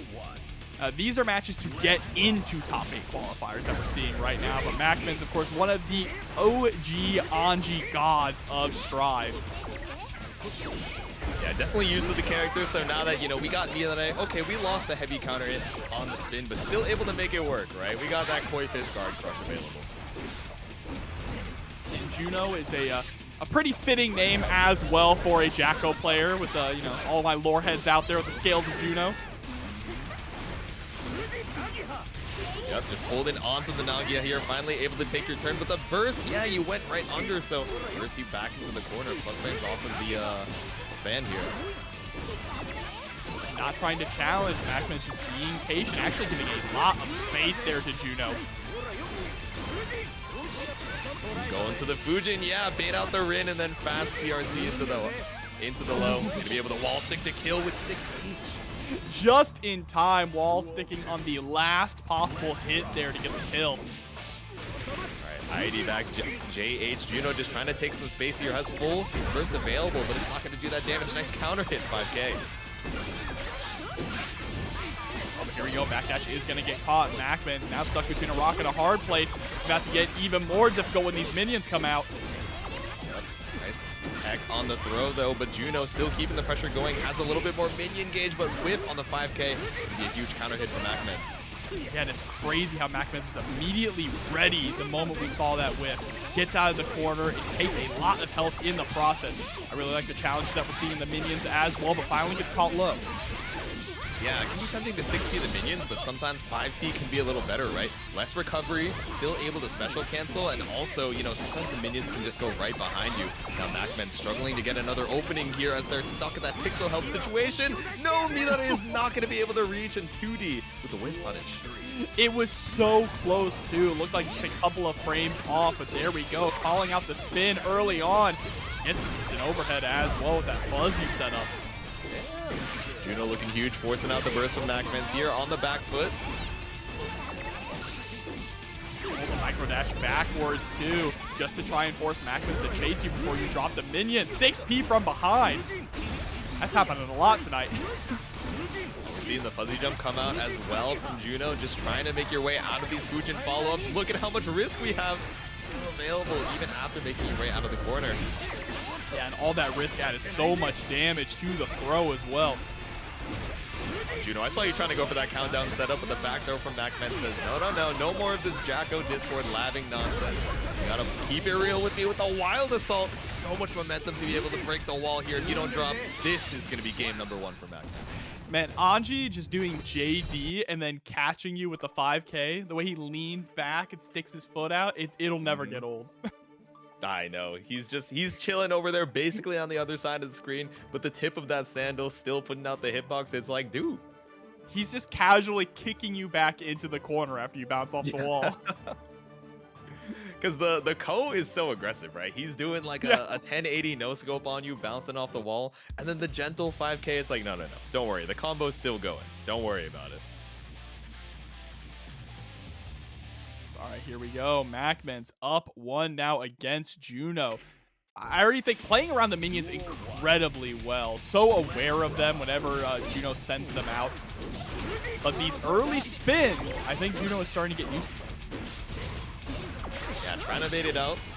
Just going for some more safe pokes. Also going for some more minion pulls as well to put those on the board. Oh, but stuck in the corner once again. Empty 6H, no cancel. Knows that Juno is conditioned to try and wait for those Fujin follow-ups. go, getting caught trying to press. Oh yeah, kick fast RC into the minion pull. Make sure that MacMens can't interrupt there. Oh, Rin block into the fast RC as well, but still not gonna open up Juno here. The counter hit 5H. Immediately forcing MacMens to spend the burst. Doesn't want to deal with any of that nonsense. But there we go. Minion behind you, caught up by the counter hit 2D. It's such a scary situation, sandwiched between the pressure. Oh, YRC though. I like the YRC to get rid of the minions. Just casually runs out of the corner, swapping sides. Still doesn't have any meter to work with, right? Where Juno is sitting on full burst. Caught up with the close slash. Maybe, you know, maybe the pre-jump off a fuzzy jump from Juno there, but minions are on the screen. But that one, the mortar strike is inbound, but still not gonna open up MacMens. Jacko with her own orbital laser. That's what I'm saying. Oh my god, the Predator missile, the kill streak. Got to take it. There we go. Juno taking it back. Round number 1. Yep, getting that hard knockdown. Look how much ground Anji gains from that. Right after the knockdown, could just run you all the way to the corner. Exactly. Juno at the round start, right? Okay, let me do a safe 5K. It's spaced out. Even if he spins it, I'm all good. But Midare just coming up huge and gets the knockdown off it as well. Enough meter to try and get a mix off the Fujin, but Juno just swinging straight out of the gate. Yeah, great confirm there off of that mortal counter as well. Getting a huge chunk of MacMens health and putting ourselves in a very advantageous situation. Gonna be able to break the wall with the wild assault, spending the rest of our burst gauge here so we can build it back with that positive bonus. Yeah, I like that choice, right? Juno is playing for this game number 2. They are banking it all to try and close it out on this round, and if they lose here, they're going to be down quite a bit, but when you're stuck in the corner like this, MacMens, there is not a great way to fight out. We are tied up on the set, 1-1. I think that this could end up being our second game of the night that could go the distance, right? Especially with the way that these two are adapting towards each other. Yeah, it's interesting seeing kind of the progression of a lot of the sets that we've had on stream, right? Okay, we look at the patch notes. All right, super damage reduced across the board. A lot of other moves, damage reduced across the board. And we're like, okay, Strive maybe is going to be a little slower, maybe a little bit more back and forth. But with the addition of Wild Assault, a lot of these stray hits get a lot of conversions into positive bonus, into keeping the pressure going, where before, you know, you just had to take that slight knockdown. So interesting how we'll see how these players use it going into game number 3. Pressure started for Juno. And Juno getting a knockdown early on as well, which is going to put MacMens into a difficult position, but a well-placed 2P can turn the tide. Fast RC, but still Juno just holding on strong to the defense against this Fujin. They are not afraid by any means, but forced to use the PRC, still gets caught up by the koi fish. Yeah, it takes half your health and forces you to burst as well, excuse me, half your meter. All right, good patience here from MacMens. But if you block too long, that's when you're going to see Juno start incorporating more of that throw game into the game plan. Oh, but speaking of blocking, holding on strong to the Fujin defense, but still, it's when you're trying to make your way out of the corner that MacMens is doing such a good job of catching you out. Yeah, I mean, Anji is so scary to try and escape from the corner anyway, right? His anti-air tools are incredible, and he gets a lot of reward for them. Yeah, exactly. Ko is a terrifying tool. 6B obviously a little bit safer. Even 2B, right? Just to contest that space on the ground with a quick little poke that reaches so far across the screen. But reaching across the screen, the corner carry off that counter hit minion kick. Coming up huge here for Juno. And Juno, the more minions, the more trouble here for MacMens now. Goes for the YRC just to get a little bit of breathing room. I don't think we're going to see burst spent at all here, though. It's just too risky to spend in this situation. Yeah, exactly. The health lead is already so huge. MacMens is resigned to head on to round number 3, at least with a full burst stage.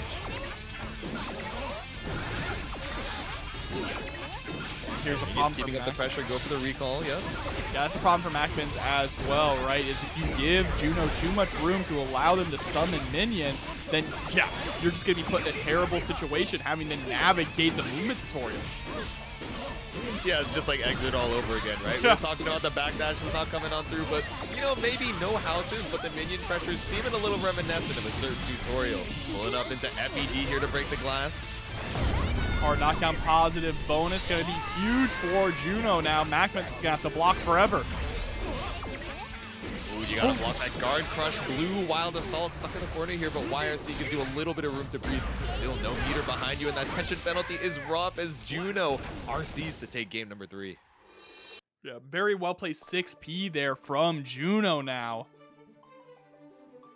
Cutting ahead of MacMens. And I think the key thing there was that MacMens honestly was just way too passive. Allowed Juno to summon minions and get full control of the screen space there. Nowhere where you were standing were you safe from a minion in that game. I know, it's scary, right? Juno, in the first couple games, has conditioned, all right, when I put the minion on the screen, it's 2 attacks, and then I'm going to run up, maybe go for a recall, whatever. But you have to hold that pressure or you're going to get countered in. Now, they're getting a little bit greedy, right? Okay, put 1 attack on the screen and then recall to get some game time. 1 attack on the screen, then go for a shield, right? To try and bait out these options, but they both stand at each other, the 5H, the spin, but of course we got Koi Guard Crush. It's still not enough to get you out of the corner. And here we go, fast RC into the minion summon. Pours a throw. Things are starting to crumble now for MacMens. The defense is just falling apart. Yeah, just stuck in this corner. What are you going to do? No, Juno whipping the FED. Making your way all the way over. Yeah, not going to try and fall on the way down. Just going to go all the way out inside. Switch here.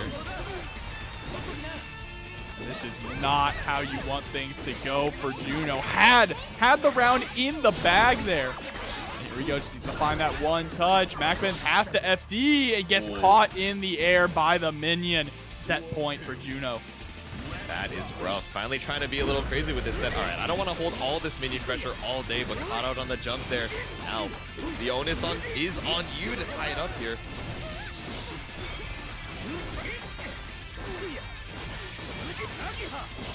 Back at the far slash. Keep you locked down in this corner. This big counter hit with all the RC in the world should be able to tie it up. A quick round from MacMens. We are so back with the perfect.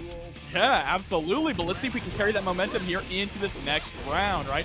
Still has 100 burst available, but Juno is about to build that up as well. And I like that, going for the pop just to get out of dodge. Yeah, exactly. We're seeing MacMens try and advance here, right? Before they were like, okay, let me hold my ground, 6B the minions, etc., etc. But Juno has already found a couple counterplay layers around it. So now MacMens turning up the aggression to 11 and said, all right, if you want to pull the minions, you have to deal with me pulling up into your space. The Elysium driver once again. This is the most Elysium drivers I've seen in one set. Through on the way down. No minion meter available for any more attacks, right? So now Juno, you are not going to be living this one. Don't even need the wall bounce to be able to close it out. MacMens ties it up 2-2. And that means we are getting a Game 5 here in our top 48 winners. I mean, as we inch closer and closer to that top 8, these matches are going to get even more competitive. Yeah, exactly. Close matches, the level of players gradually increasing and the closest of that skill level as well. So wouldn't be surprised if we see some more Game 5s, but we got Game 5 of MacMens and Juno trying to qualify for the qualifiers. The announcement of the announcement here in game number 5. Duel 1.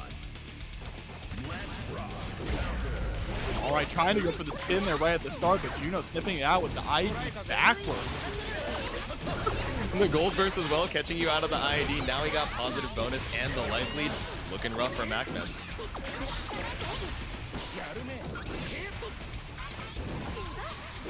Right on the 5H, force the PRC to stay safe.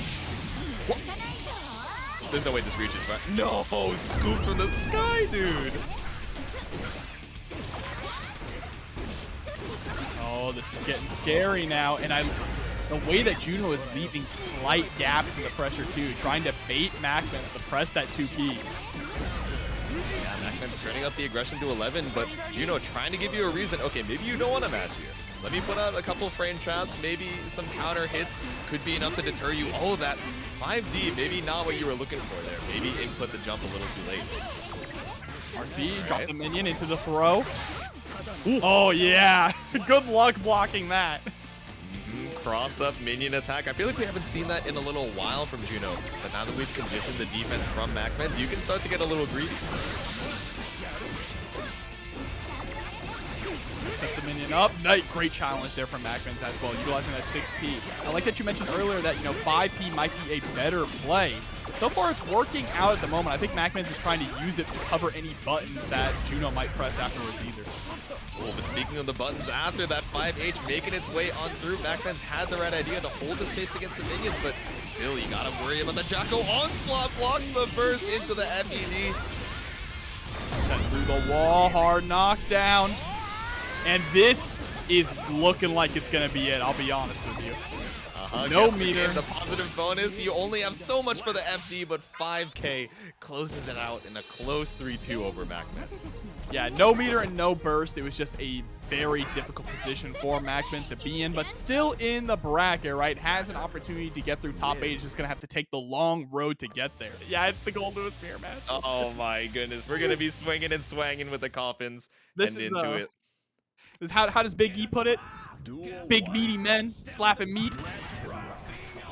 Somebody else say the most sus stuff and get away with it, but you know what? That's what you get when you're Big E, right? Nice IB on the air behemoth, but still, it's not going to get you a punish situation. Nice knockdown on the side of Sidvictor.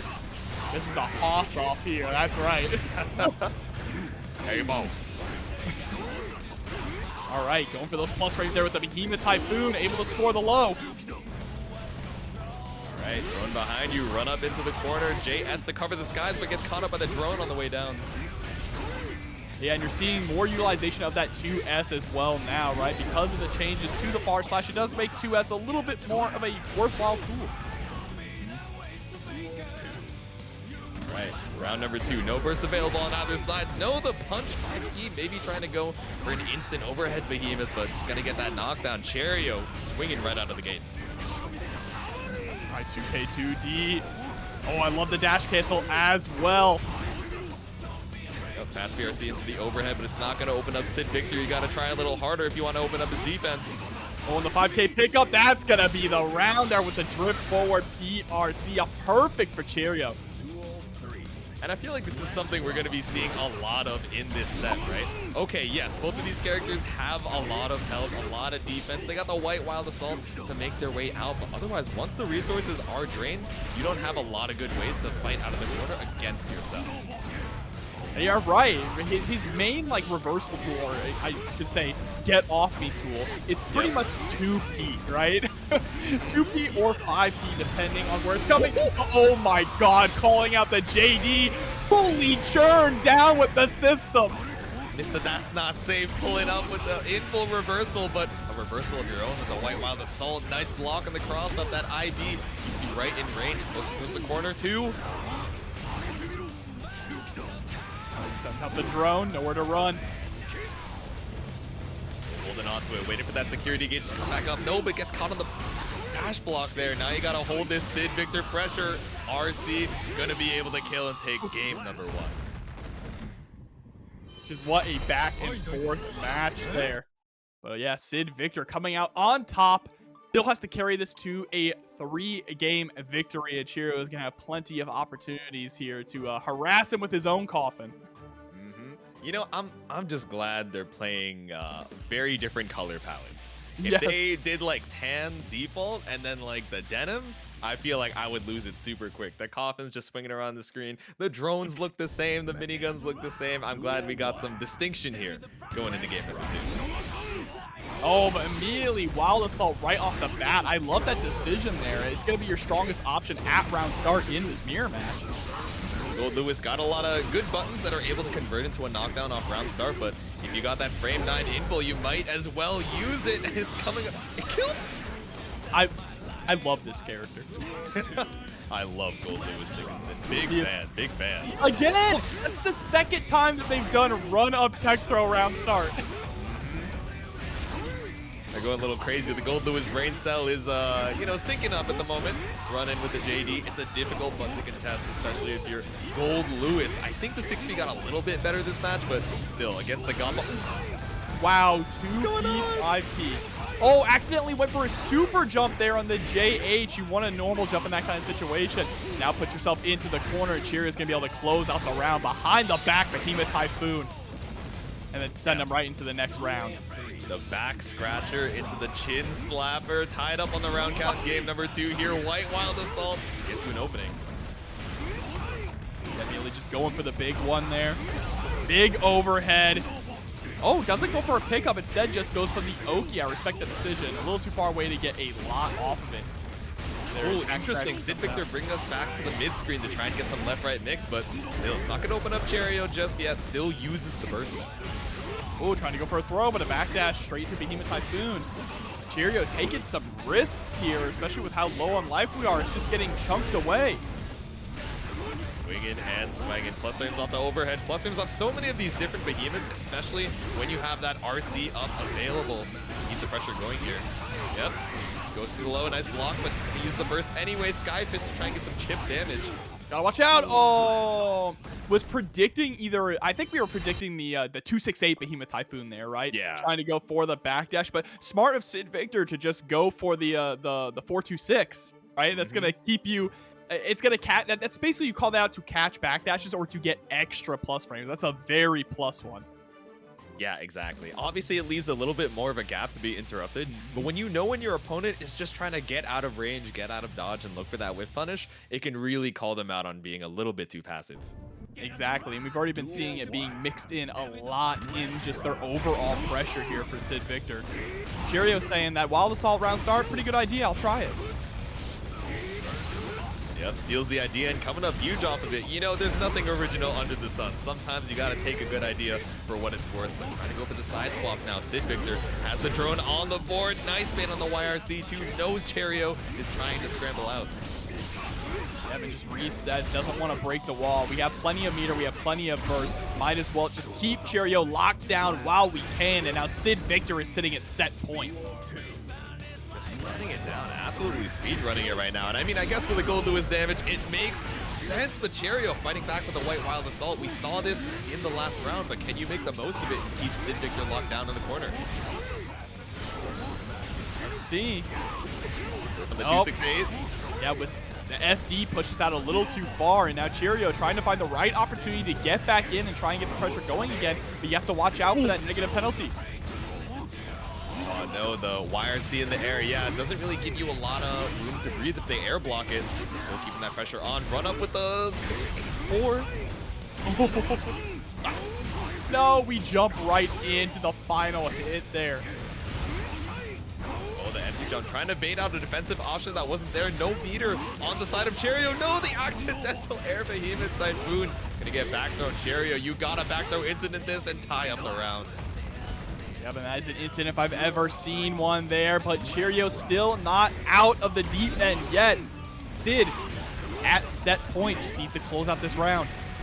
Yeah, Cheryo just going for the dash block round start, right? Scared of the White Wild Assault, but with all that space given, Sidvictor taking absolute authority here in the corner. Yep, and he's able to get the 2K confirmed, sets up the drone. There's the low. Wild Assault to get the hard knockdown.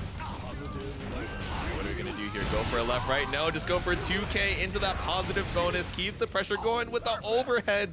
Gonna knock the dome 3-0, sending Cheryo down to lose. Sid qualifies for top 8 winners side. For our next top 48 set, we got Chipp versus Marvelo, another top 8 qualifier. And another Goldlewis on deck as well. God, not again.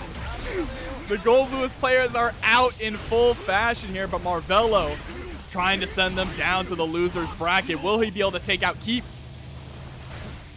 The gold crew pulling up here. Yeah, JD, no cancel into the air BT. Marvelo has to hold his chip damage until you go for the Beta Blade. TNS turning into the Roadhouse tonight. All right, just trying to harass with that JD. You already see Marvelo trying to play a little bit more of a runaway game. He's always been so good at scoring those whiff punishes with Chipp. It's just about trying to make Goldlewis whiff so you can put him in this situation. Yeah, and it's evil. The Rekkas, you know, again, lost their heavy counter hit properties, so you can't really fish for them. But we're seeing a couple Kara Rekkas, right? Just go immediate, skip that first hit, and go straight into the high-low. It is scary, but as Goldlewis, you have a lot of opportunity to be wrong, you know, guess incorrectly with all that health and defense. Oh, and we trying to go for the throw there, but a little too far out of range. And yeah, you're absolutely right about Goldlewis having that health and defense. That is probably the biggest thing for him in this matchup, even more than his damage, right? It's just that he can survive the storm a little bit longer. Yeah, doesn't make it any easier to actually block or, you know, find your opening, but at least you got a couple opportunities to try it. Nice anti-air 5P, but unfortunately going to drop into 2S. Wall bounce action, gonna go for the cross up. Uh-oh, you may have made a huge mistake now. Oh no. What? Clashing on the... And he was already ready to enter the DP again. My man Marvelo mashing out here. Yeah, air DP into buffer it again. Marvelo's like, yeah, you know I got it like that. I'm ready for the clash. I've seen it before. He says, I always input my inputs twice, just in case. Just to make sure. Extra layer of insurance, ensuring you're stuck in the corner here. Wild Assault, yeah, keeps pressure long enough to go for that RC. Great backdash there into the throw. Huge damage coming out. But we missed the close slash there. Instead, we just get the OTG.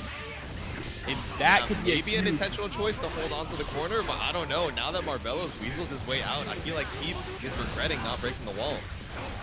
Yeah, because now it's your back up against the wall here. And it's Marvelo sitting on nearly 100-meter. Burst has been spent. Drone is out. We need to be able to regain the situation somehow.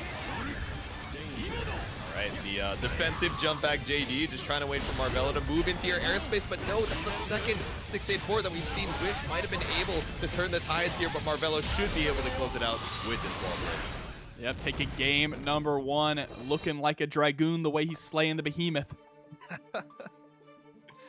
Moving on through. Marvelo has a lot of health to try and chip through on the Goldlewis, but with all the speed that Chipp has, you know, just zooming across the screen, even with, you know, a buffed 6P, even with, you know, these buffed Air Behemoth Typhoons, it can be so difficult for Goldlewis to pin down Chipp. Yeah, exactly. And it's really difficult for him to get out of that pressure as well. We talked about it before in the Goldlewis mirror, where his main tools are like 6P and 2P, right? And being able to figure out when you can press that to kind of stop Chipp from running his offense can be very difficult. Yeah, it's scary, especially when your moves are a little slow. Yeah, you got 2P, but doesn't have the greatest range in the world. But Chipp just moving on up here, keeping you locked down in this corner. There we go, Wild Assault to get the hard knockdown. Such a buff to Chipp, right? Being able to use Wild Assault and conserve his meter. No longer does he have to go into the Uzumaki Barrage and spend 50 meter in order to get a hard knockdown. He can then instead mix you up with that 100 meter.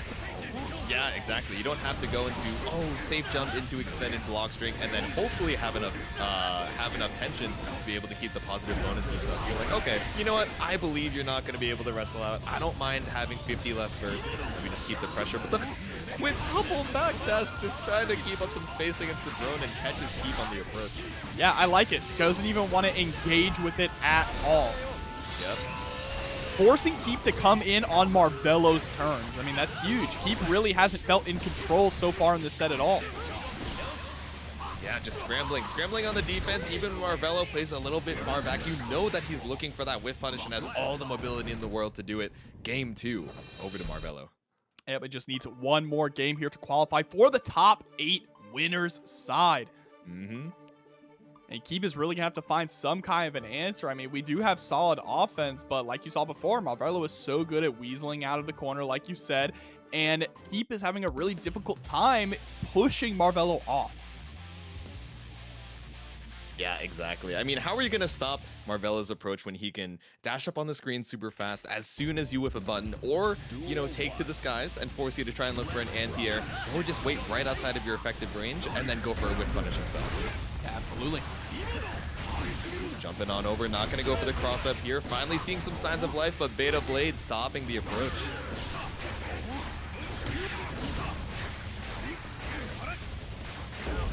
And see, even when we try to jump out, because Goldlewis doesn't have that double jump, it means that you're really committing. Yeah, I thought I saw the startup of the 6P there, but gonna get caught up by Wild Assault. Marvelo, you got all the meter in the world to close it out here. So now it is set point for Marvelo. With the cross up, JH into the Alpha Blade, switches the sides, but nice little 2P on the Gamma Blade, trying to take your turn back. Oh, just wake up 6P, didn't want to deal with the mix-up at all. But now Keep finally starting to get some offense in. Caught with the 2P again. Beautiful match from Keep to try and check that space.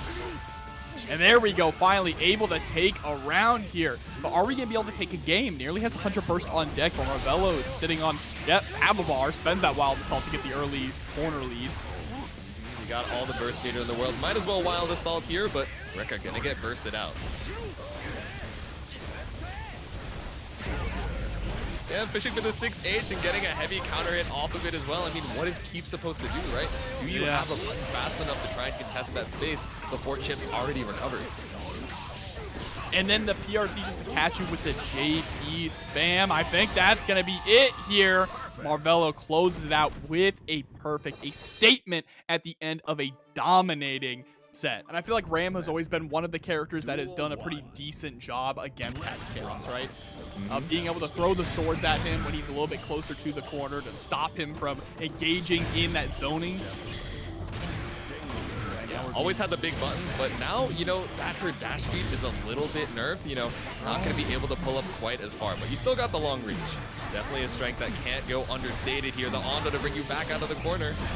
Yeah, like, you may not have the speed, but you got the rock, right? We traded some decks for strength here. We're respecting the build. That's what you got to do in Armored Happy Chaos 6 here. Shooting you with all 6 bullets straight through the glass. Kreeg getting that knockdown there. Immediately, super focused. Time to block all these gunshots. And SQ not holding FD at all, just getting chipped out. He's like, dude, what do I do? I mean, let me just hold down back. Don't let me waste the tension, you know? Just let it go to the void as we head to round number 2. I can't believe she actually didn't FD at all in that situation. She just kind of like gave up. Resigned herself to round number 2, especially when she had such a strong start, right? It's not like Kreeg was at full health or anything, but saving the mental. Stuck in the corner once again against Kreeg as they use that concentration super. Again, just getting harassed here. Even with the IBFD, right? He just steps right back on in with the 6K. Ooh, opened up with the tap dust into the Deus Ex Machina to kill. That's going to be game number 1 for Kreeg. And just momentum fully in Kreeg's corner at the moment. SQ with barely any offense in that first game at all. Yeah, especially not in the second round. There was no offense in the second round. Yeah, so I mean, a couple people asking in the chat, oh, why is the screen blurred right now in the lobby? Just want to hide the R codes just to make sure our players are secure. We're going to get you some more Guilty Gear action in just a second. But it's a security measure. Thank you to production for making sure the players can stay safe and enjoy the competitive integrity of Tampa Never Sleeps over here on your fine Monday night. Exactly. Y'all don't got to see the Habba hotels anyway, all right? Exactly, yeah. There's the burst. Ooh. With a big counter hit here again, should be able to get 50 meter. Now we have to worry about that concentration super. And even when S can't escape at all, right? We get out with an air dash and immediately Kreeg chases her down and throws her back into the corner. Go for the reset, but like we said, lost some dash speed, traded it for some strength, a heavy counter hit on 5H, opting to keep the corner here. I like it to bait out the YRC. Here we go, Gamma Ray. I was almost expecting that to kill. I'm so used to that killing in Season 2. I've seen so many Willy kills that even with the reduced super damage, I'm still getting used to it, right? I just expected to clear the whole health bar. Right, there against the corner again. It looks like SQ, you know, feeling a little bit more confident in this game number 2. Flipping on in with the sword again. 5D just trying to get that overhead. Well, RC keep up the pressure. SQ has to make this a checkmate situation. Does not even want to give Kreeg one opportunity to breathe. Otherwise, you know, it could be another checkmate on the other side. So Wild Assault keeps up the pressure. This sequence is so scary to get out of, and the Rekka for the perfect. SQ takes a quick game back. Yeah, that is a great adjustment there from SQ, going from a first game where we really didn't get to get any offense at all to kind of figuring out where our opportunities were to strike and capitalizing on them in a big way. Yeah, exactly.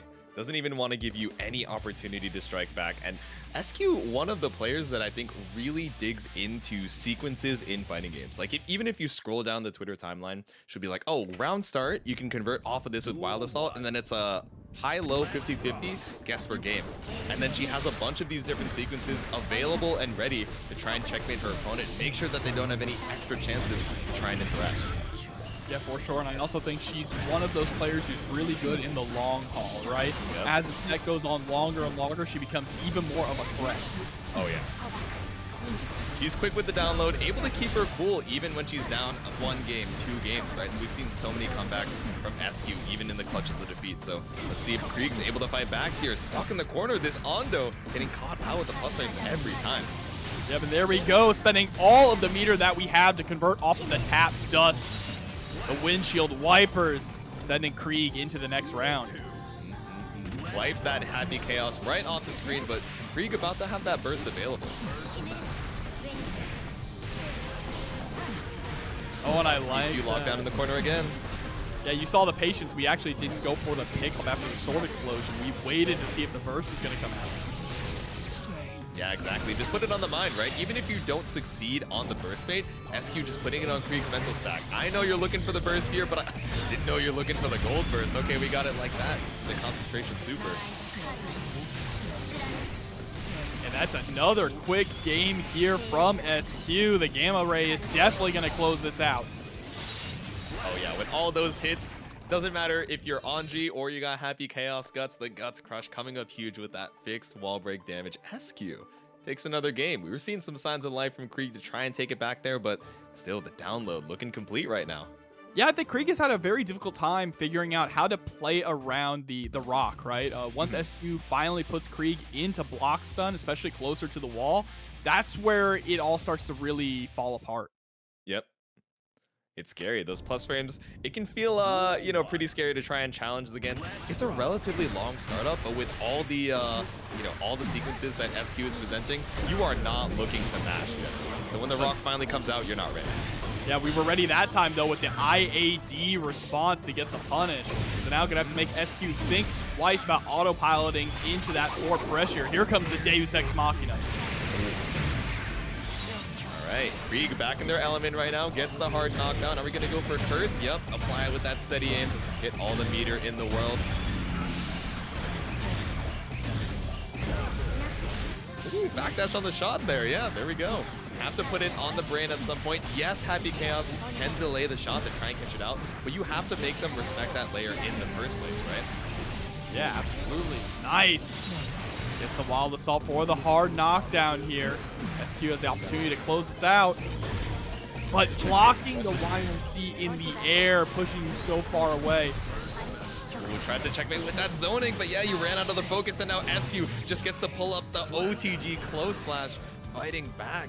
Kreeg at that pixel health, just barely mismanaging the meter. Set point now for SQ, but Kreeg is on the offensive. Tap Dust there, scores the knockdown. Yeah, SQ is pretty low on the burst in this round, so even if she falls and makes it over to round number 3, she'll have that full burst, and maybe she's looking for that checkmate situation here, right? Maybe she's trying to stall out, try and get that burst with a wall splat. Oh, but it didn't splat, so we actually don't start out with a full burst meter. That's true.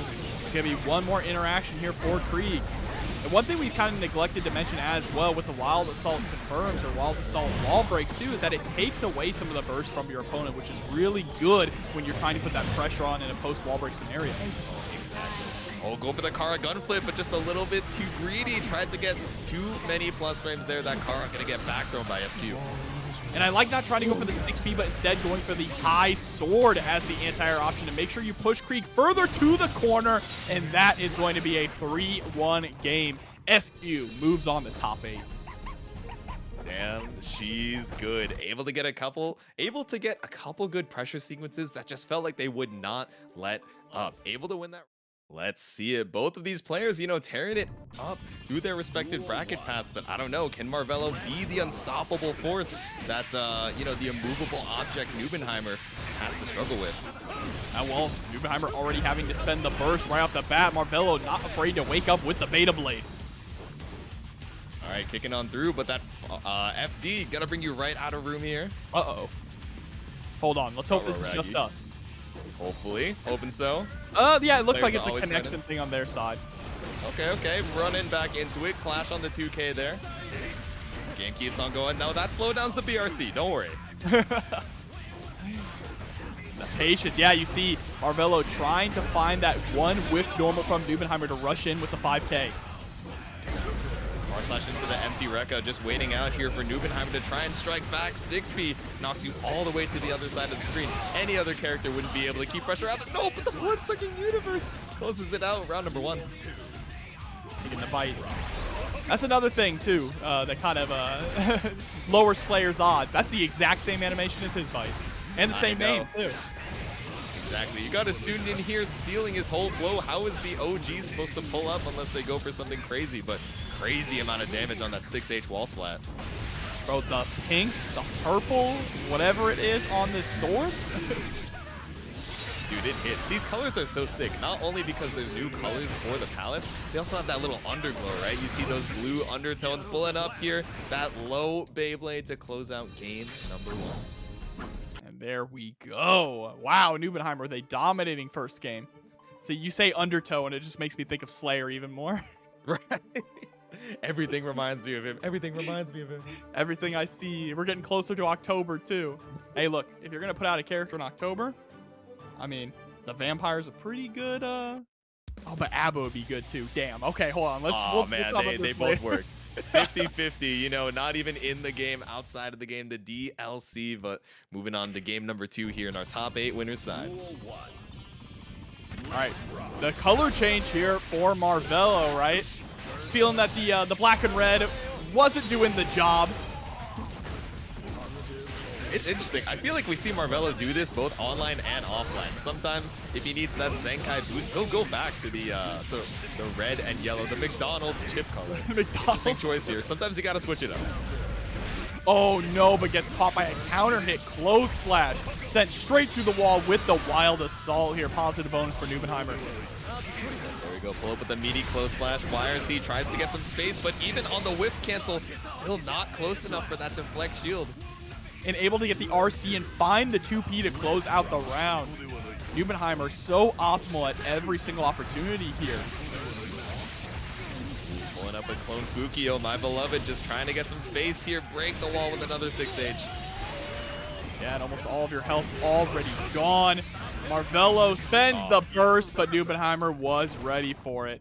And that's a perfect as well. 2-0 quick from Nubenheimer. Unstoppable force is looking super strong, even here in the winner's top 8.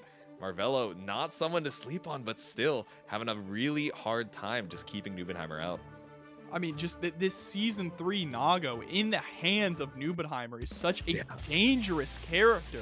Having access to high-low mix and the bite, there are too many things that you have to think about.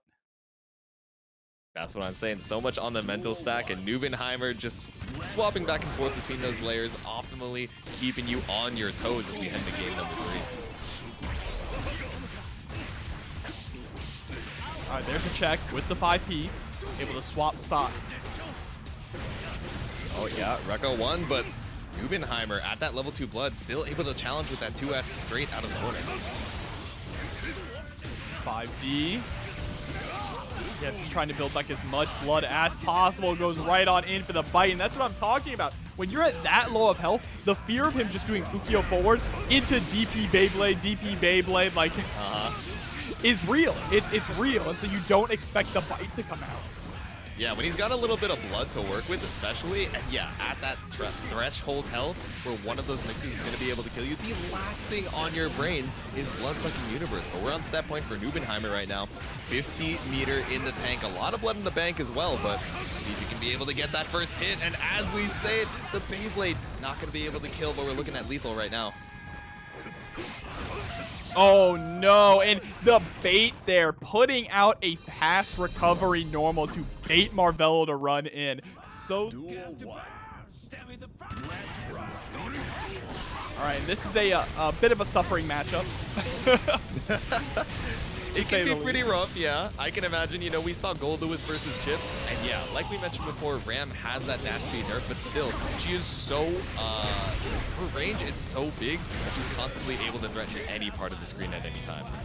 Yeah, I mean, another big thing, too, is that when Goldlewis is in the corner against Ram, having to deal with the sword explosions can be a little difficult. We saw a good answer there. He just did a jumping Behemoth Typhoon. That trade, while taking damage, definitely in his favor. Yeah, exactly. Knocking SQ so far away, and Wild Assault gradually bringing you over to the corner. Sidvictor just trying to wait for that 50-meter, but couldn't keep it up in time. Throw immediately into the save jump, rising JH as well, and now you're back and you're home. Stuck in the corner. There's the throw. SQ takes the first round. Didn't even need the OTG to close out that one, but Sidvictor waiting for the burst to come back up here. Has 50, about to have the 100. We are just resetting pressure over and over into the rock. Sid with no answer to it. It's so rough. I don't know how big that gap is, but especially when SQ is able to stay spaced out there, right? Even if Ondo, you know, is a 31-frame startup move, it's so scary to try and contest there, especially when she has so many other strike options to try and keep you conditioned not to even try. Oh, this... Bro. No Oh! way. See, anyway, no. SQ was ready for it. You thought you were saucy with it, but Sidvictor gonna send you through the wall one more time. Look, I love SQ, but I wanted that to happen so bad. No, it looked so sick, but she was simply one step ahead of the game, waiting for some defensive option to come up from Sid here. And $20 in the Matcherino by Broterto. Thank you so much for the support with the direct contribution. Yeah, much appreciated. The big 20. Thank you very much for the generosity, but from S normals, it's like a 14-frame gap. Okay, that's not too long, to be honest with you. So, you know, especially at that spacing where you can space it out at the tipper of the S normal and then you're +7 after, it's like, dude, what is a fella to do? Hey, Chad, I want to do a big signal boost for the Matcherino. All the codes have been used, but we only have $54 in the Matcherino for over 200 players in this bracket. Let's try and get the Matcherino to at least 200 to match the entrance, all right? So hop in there, !Matcherino in the chat. Yeah, if you guys are feeling so kind, feel free to stop on by. We appreciate the support, but I'm sure SQ does not appreciate the clash there. Tried to get the anti-air on Sidvictor, just pulling up from the top rope, and now has to play the rest of the round without a burst. All right, had to go for the PRC there because we went for the Behemoth Typhoon that was not plus, and TampaNeverSleeps, the big man himself, coming in with the $20. Thank you so much. Much appreciated there, brother man. Pulling up with that pressure. Yeah, the Rekka into the RC. Definitely not going to be able to kill. Sid still got quite a bit of health to work with, but now the positive bonus is on deck. Wild Assault to keep up the pressure as well. Yep, and the OCG. Nobody got me windshield viper got me. Nobody got me. T3G. Anji with the 200. Thank you so much for the generosity. Oh my goodness. Teji saying more guilty gear, please. Absolutely. This one's for you. This round's for you. SQ getting beat up by the Behemoth Typhoon into blocking Gold Burst with the back throw. That one's for you. All 200 going into it, but no meter on the side of Sidvictor right now. Sid trying to go for the throw, but SQ calling out with the IAD back. Right, evening out the health total as well. Sidvictor trying to hold on here, but these blocks aren't generating as much meter as you'd like, and even if you finally get the YRC, you know SQ is looking to bait it. No, but the burst came up just a little bit too late, and another game on the side of SQ. And another direct contribution here from Rivera this time, coming through with a $2 direct contribution. Thank you all so much. We went from $50 to $270 in one game there. Thanks in big part by Teji with the $200 direct contribution. Thank you again so much. Yeah, insane. I mean, guys, Jobber teaching us a lesson over here at TampaNeverSleeps. Sometimes you never get unless you ask. The worst thing they say no. The best is we see the generosity of the TampaNeverSleeps community. So once again, thank you guys so much for the support. Much love as we head into game number 3. Yeah, look, I feel like at minimum, we should always have at least the amount of dollars for the entrance there are, you know? Mm-hmm. At bare minimum in a tournament. At least match the energy. But let's see Exactly. if Sid still has some more energy going into game number 3 here. SQ just needs one more to move on to the final. But wow, that JH hitting on the other side. And please no coming through with the $20 to the Matcherino. Let's go. Please know the go with the TO out here. Saying love that fellow Jade-Su. For real, for real. J2 fans, I see you. Thank you very much. W2 tax form. All right, we won't say anything about the fraud. IRS doesn't have to know, but thank you for the 10. Much appreciated. No comment. They just want to see some more action. They want to see some more JDs forcing out the burst from SQ. Man, don't let Goldlewis know about your taxes, all right? There's the JS.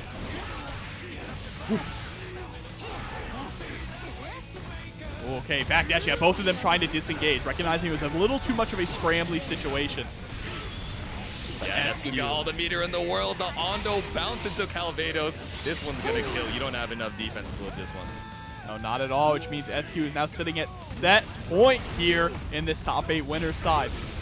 And Mustard sitting at 331 in the prize pool from Mustard Pie coming through with a 25 big one, saying this game's pretty cool. I agree, and iDom with a big raid as well. Thank you, iDom. So much support, much love, guys, but all that support isn't going to get SQ out of the corner when she doesn't even have a burst. No tension to her name, trying to FD, but Sidvictor is no longer knocking on the doors. He's slamming, making his way through that defense. Now all this support coming in for Sid, able to get the counter hit there on the Wild Assault, taking charge of this round. The snowball rolling and rolling. Just trying to wait for an opportunity to get this burst up, but all these behemoth typhoons, no challenge for a perfect. Sidvictor gets a game on the board. What happened is he got to play the game. Didn't lose the round start into the checkmate from SQ. She's got all the sequences in the world, but you know, Sidvictor fighting back, and he's got some Goldlewis pressure of his own, I'll tell you. That's right, he's smelling the game all right. Mm-hmm. Big Blast Sonic, the Aux finally coming through. Sometimes you just need that song to hit just right. So we head into game number 4. The alien handed him the AirPods. Mm-hmm. What's in the coffin? It's the Aux. Don't worry about it. Duel 1. All right, so let's see now. Can we keep that snowball rolling into this next game? So far, off to a good start. Burst comes out early on from SQ to halt the momentum. Yeah, the whip punish on the 6-8-4 with the JS from the top rope. I see you. Oh, and the 5P, just the tap with the knuckles. Ooh, stuck in the corner, tried to JD, but that sword explosion still gonna catch you on the way up there, and now you're taking this hard knockdown. Yeah, great conversion, too, from SQ. PRC, though, and Sid is able to close out the round. Sid is moving different in these last few games here. Still has the burst available as well, but banking it on the white Wild Assault. Unfortunately, SQ reads it with the jump. JD hitting its mark, pushing SQ all the way into the corner, and this is where Sid is in the best position, but the 6P whiffing is so tragic. Now we have to figure out a way to escape. Yeah, 5K Sword Toss keeps you locked down. SQ is waiting for some more meter, enough for the Calvados. And after this wall break, right, you jump in, block one normal, she's going to have another 50 in the bank. I thought they buffed that 6P. Again. 6P ... but not enough to stand against SQ's ramp. Oh, we tried to go for the rising JS, but SQ was ready with the JH and is now once again at set point. Can you close it out here? Are we going to see another Goldlewis round full burst on both sides? Oh, he's trying to fly. The big man can fly. That Milia trying to come through here, but unfortunately swinging and swanging, not going to make your way through. But if nobody got me, drone got me. Kara Behemoth Typhoon pulls up for the strike throw. Sets out the drone again, but the YRC comes out. Now it's SQ's turn. Oh, nice block of the cross-up. Tricky with the JK here, but JS, that beautiful anti-air coming out from SQ, just taking control of this guy. Oh, beautiful far slash press, but SQ immediately challenging. Hold on. What side did that hit on? What are you doing, Sidvictor? What? Guys, I actually lost it. What happened? Oh, I tried to look back at the stream, but I missed it. Yeah, I have no clue. I have no clue where that hit, but that was an insane pickup as well off of the PRC, recognizing that you could still get the JS in follow-up. Dude, the chat is going wild right now. He is smelling the game. The Behemoth Shaker mind control is hitting right now. The wisdom save from SQ just not working out, but it's okay. You got one more game to try and bring it back. You've been at set point twice now, but that reverse sweep momentum from Sid is coming up huge. And that's the thing, you cannot always count Goldlewis out. He has the damage factor to bring things back, and he also just has, you know, the mix-up game. Going crazy, moving different right now, tried to get a little too greedy with that IAD, but JP brings you all the way back down to the ground with this wild assault knockdown. All right. See, trying to go for the jump out of the explosion while throwing out a Behemoth Typhoon below you to cover, but SQ is recognizing that, so just going to sit back and let the swords explode. Lots of damage on the side of Sidvictor as well. PRC into the back throw. This will be the situation you're looking for here. Gotta wait on the tension pulse. Are you going to burst out here? No. Hold on to it. Yeah, we're holding on to that burst for dear life. Trying to go for the... Look at all these Kara Behemoths. That's 3 Karas in a row. The execution from Sidvictor. Yeah, and the respect from SQ didn't want to match there because Sidvictor had the 50 in the bank, but windshield wipers from the sky going to be able to bring us to set point once again. SQ, can you close it out this one time? Oh, backdash into 2B. Unfortunate trade. SQ. Things aren't looking too good for Sid, but cannot count him out. Beautiful use PRC back, but catches out the JP. Did not want to hold those plus frames off of the air Behemoth Typhoon. Oh, that was your opportunity to whiff there from SQ. Sidvictor now on the offensive, trying to build up that risk gauge. Oh my god. Would you bring it back? No, just gonna empty jump over. SQ didn't even have any meters, so no reversal to bait there. Maybe Sidvictor with the missed input. Maybe PC Genshin with a $20 contribution. Doing way more than 20 damage here. To close it out with a far slash. Game 5, last round. Every time someone donates, Sid takes a round. I'm telling you guys, if you drop the 2 on, I'm playing. We're here in that last round here. Sid, can you close it out? Or is SQ finally going to take the set? Sid smells the money, but there's the rising JS from SQ. Going to be able to break the wall here with the wild assault. Yeah, positive bonus, no burst right now, but you're about to get it back up. Jump in, safe jump with the JK. Keep the plus frames going with that flip, but deflect shield isn't enough when you have fast PRC. But that far slash challenge there. Tries to go for the Yo Johnson, but it doesn't work out. Behemoth Shaker, mind control. Can you twerk your way out of this one, Sidvictor? I don't know. It's not looking too hot. 2P, not a lot of range here to challenge. There's it! Oh my god, the raw super! But the swords prevent us from actually gaining any ground. Ram didn't have any swords left to play neutral. Keeps it locked down in the corner. Had to wait for the swords to come back here. SQ still has the burst available. Caught out with the JK tap on the forehead. Jump in for the throw, and SQ finally closes it out. 3-2 against Sid. On into it. Losers, top 8. Gonna see some Leo versus Faust action.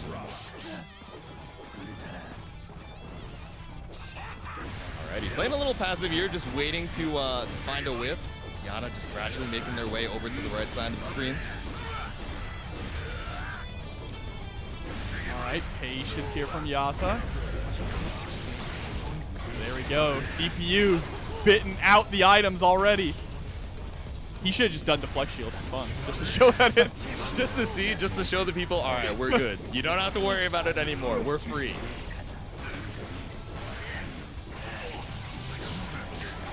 You know, one thing, speaking of deflect shield, one thing we have yet to see really be used is the whole blocking in the air and then landing with deflect shield.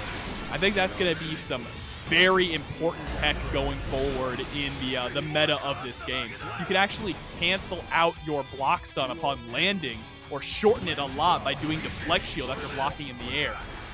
Yeah, exactly. I mean, you've seen this kind of mechanic in different games, right? If some of you are Skullgirls fans, sometimes, you know, if you air block something, you actually have a little bit more frame advantage. So in this case, you have to use 50 bursts to do it, and it's not a ton more frame advantage, but hey, it can change the tides of battle in certain interactions, so I'm excited to see how we use it. But guard crush off of that full charge scalpel here. CPU trying to fight back, but no health on the board as Yata ties up the round count. Just chucking him into the skies with that 2H. That's the table flipper. Here we go. Flipping right on out of the sky. That jump in coming up huge for Yata. Has used the Wild Assault to keep the combo up, but at least he still get positive damage. Yeah, and then we just let the DP rip. I don't know if that was intentional, but CPU is definitely going to take some of that.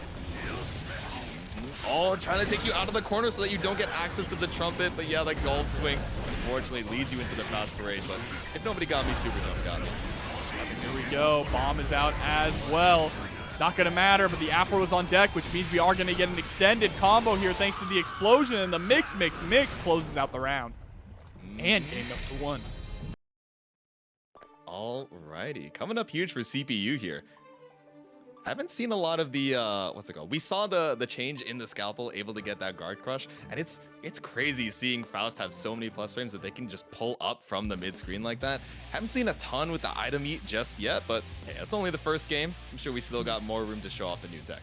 The main thing I've been seeing from Faust players on Twitter when it comes to the item eat is farming for items while you're doing corner combos to break the wall and try and go for those really strong items. Specifically, get the meteorite on deck. If you can get the meteorite pocketed after a wall break scenario, you're cooking. Oh, that is a scary item to have chomped down, you know? Especially, you know, it's already scary when you toss it into the skies, but knowing they have it stocked up, it can really make your opponent play differently. Yeah, for sure, but CPU absolutely in full control at the moment. Some of those routes even let you farm for about 3 items. So pulling up here. Oh, yeah, trying to bait out the burst manually, but Yata sees the life lead and says, all right, I'm good. I'll wait for the next round. I like that, too, because you're trying to bait out the burst, but you're still going to get the knockdown after the red Roman cancel, too. Exactly. Still get a hard knockdown. Worst case scenario, one more interaction, you're good. CPU was on to round 2. All right, checking with 5P there, just trying to find a little bit of breathing room. Oh, wow, mashing on that 6P. Cannot blame him there. The J2K into mix is a very common follow-up. Ooh, the big swing, that 6H from the full screen. Yata not ready for that overhead, especially with all these items out on the screen, but let me get you a haircut real quick. Match the jacket, pull up here, and CPU just needs one more hit to close out game 2. I didn't even honestly think about how scary the scalpel actually makes Scarecrow PRC now. Right? Because you can get them in that guard break situation, you lock them down for the Scarecrow, and the JD is going to lock down game number 2 for CPU. Man, it just feels like Yata is having a hard time trying to make their way in on CPU, right? Keeping up the space with, you know, 2S, 6H, the scalpel, all of these things that, yeah, before you were able to kind of just wait out and 6B on reaction, but especially with the scalpel charge, you know, catching you out, either counter hitting if you try and anti-air it, or giving you that guard crush. If you're a little bit too passive, it can be scary to make your way in for sure. Yeah, for sure. And traditionally, that's supposed to be Leo's weakness, is getting in on characters who are good at zoning. And Faust has always had incredible buttons in neutral, good zoning tools. Oh, but Yata not afraid of the rounds. Oh, interesting. Maybe a little bit of a misinput on that deflex shield there. So unfortunately, you're down 50% of that burst, but trying to keep the pressure on as CPU uses theirs. Yeah, I wonder what we could have even been going for with that situation, right? Maybe 2D? Yeah, maybe 2D, or maybe trying to go for a pillar to go into that back turn stance. Hard to say, but still undeterred here, right? CPU is down quite a bit of health. Made our way over to the corner with the double mix, though. Yeah, but there's a dash up 6P once again from Yata, getting a lot of good mileage off of that. Deflex shield's going to work this time, allowing us to go in for the Berserker slash and taking the round. Alrighty, signs of life from Yata here, about out of the 50% in the burst. Just waiting out, trying to look for a whiff punish on CPU, but that big 2D mix. These double tornado wraps just get so much corner carry every time. Yeah, Faust is in a very good position at the moment. Gotta watch out for the homies. Yeah, I like that RC, right? The air stalls to try and stay right above that Faust. Great, the air dash to go right over the 100-ton. Oh, went for the 2P there to try and push the bomb away, but it was too far away. And again, Yata just throwing out this DP. I think that's the second time we've just seen a DP all but whiff in neutral. Oh yeah, RC again, like you were saying, right? Just wait out for the burst bait. Worst case, you get the hard knockdown, but knows Yata's going to commit to holding that burst, so just close out the combo there. Exactly, and now set point here for CPU. Nearly has 100 burst on deck as well. There it is. Yeah, I like that. Spend it immediately. Give yourself some time to build it back there to possibly get a Wild Assault or Deflect Shield in this round. Yeah, but that is the worst case scenario for CPU, right? You burst Yata to the full screen. Okay, I have space for an item toss, and it's trumped. And now they get to start their pressure here. No, the confirm into the super was a little too far, but CPU pulls up for the punish. That is tragic there for Yata, and that could be the kind of mistake that ends your tournament life. That's scary too. The fast RC, you're either going to get the JK overhead or the 2K low from the mix. Are you kidding me? Teleport behind you with the Scarecrow? Nothing personnel, kid. The Afro barely got a chance to explode, and CPU takes it 3-0. The SweePU chats. You were right. The big boys are still here in our heart and still here in top 8. May not be Potemkin, but Goldlewis will carry the torch. All right, already going to the full screen here, right? Kreeg doesn't even want to wait for that first knockdown. Just says, all right, you got to approach me. I'm sorry, Goldlewis. Get some steps in. Bro, he's carrying that coffin around, too. That's what I'm saying, dude. He's got to have the calves of a monster right now, but he's got the headbutt of a genius. Pulling up here with the throw, forcing out the burst on Kreeg. Here we go, trying to jump over the curse. I like the idea of blocking one gunshot is going to drop you right into it. Ooh, JD into the Behemoth Typhoon, gets that knockdown towards the corner. You know, we were singing the praises of Happy Chaos in this matchup, but looks like Cheryo is weaving their way through. GG, yep, with the Behemoth Typhoon, and Cheryo is going to take the first round. And man, all the Goldlewis players have great music taste. Oh my god, and Cheryo started with exactly 50. I was going to say, are we going to see the Wild Assault? And coming up huge on the round start here, already going to get that positive bonus. Yeah, this is where the flip side happens, right? If Goldlewis is able to get in, what's Happy Chaos' weakness? He doesn't have reversals. Ooh, but he can reverse the science here, pulling up with a back throw. 2P to bait the burst and takes a first game commandingly over Kreeg. Yeah, great stuff there from Cheryo. Already looking incredible in this matchup. And I know, you know, they've been having to play this matchup for a long time, all the way since Season 1 when these characters released, right? So just getting more tools to play around with. We already saw how good Wild Assault can be in this matchup here. I'm liking what I'm seeing, and I'm also liking the direct contribution here from PC Genjin with $20 into the Matcherino. Thank you so much. And Anime Illuminati with the big raid as well. Thank you so much, Juno. And the big 343, much appreciated. Nazmar with the direct contribution, the $10 to say let's go SQ. Yeah, we're going to be seeing her later on in the bracket as well, sitting pretty in winners finals, so I'm sure your well wishes are well appreciated, but Cheryo is not appreciating the zoning right now. The Giuna raid, I want to see the gorillas. Let me see the gorillas in the chat. Let's see, I know you guys got it. The subs pull up. Here we go. Wild Assault to break the wall, saving that meter here. Oh, saving it for this. Burn it down. Oh my god, we got the confirm off of it too from the Behemoth Typhoon. Didn't even have to worry about the mix. Kreeg was too busy trying to squirrel your way out of the laser that you get caught off of the mid here, and Cheryo is just running away with his set. Yeah, Kreeg definitely needs to take a different approach to this here. Trying to brawl with Goldlewis might not be the best idea, but there's a great shimmy. Here we go, that backdash coming up huge, right? It gets you to confirm into Deus Ex Machina. You get positive bonus to get that concentration up, and now you have to pull up. At least get a little bit more meter before you start trying to zone. Yeah, but here we go. Wall break again. Deus Ex Machina for sure. Should be alive. That is a big boy with big guts here, so has another opportunity, especially with a bunch of meter on the deck. Big guts, but a big target on your back. You get caught up at the same side. Air dash back J2K and Kreeg showing signs of life. Patience here from Cheryo, not biting on the shimmy attempt this time. Scapegoat to keep some space, baited out with the reload there. Cheryo trying to swing on through, but it's not going to work. Trying to throw tech, but going to get caught up by Kreeg once again. Seems like they found their footing. This time, utilizing Wild Assault to get the hard knockdown to hold on to our meter. Oh, the orange on orange. That deflect shield at the RC up actually prevents you from eating that pushback. So smart from Kreeg. already the great counterplay that we're seeing from these top players here. And there we go, Kreeg tying things up 1-1 in a big way here, showing huge adaptations here against Cheryo. Yeah, didn't even have to wait until he was down 2-0, right? You know, halfway through that game, he was like, oh, I see what's going on here. I'm trying to be too predictable in my zoning. Let me pull up a little bit, get that first knockdown, get some resources available. Then when I have some tension stocked up, then I can go for concentration, go for the focus, and go for the zoning, forcing Cheryo to pull up to me. Yeah, absolutely, and yeah, forcing Cheryo to have to try and escape by utilizing throws or just 2P, right?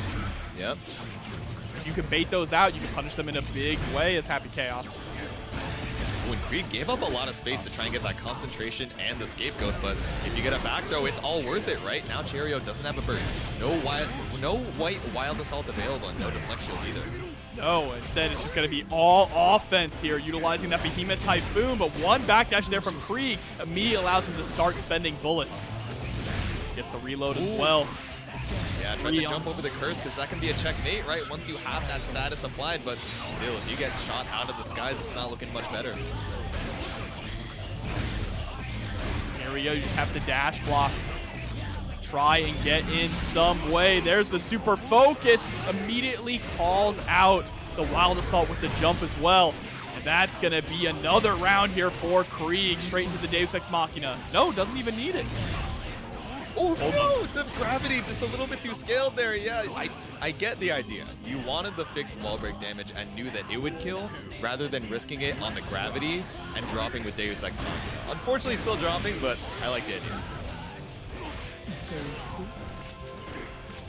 Behemoth's Shaker mind control. Dude, you're mind controlling me. It's not even working on Kreeg, it's working on the commentators. You gotta keep it down over there. It's working too well. Just like that white wild assault to go straight on through the steady aim.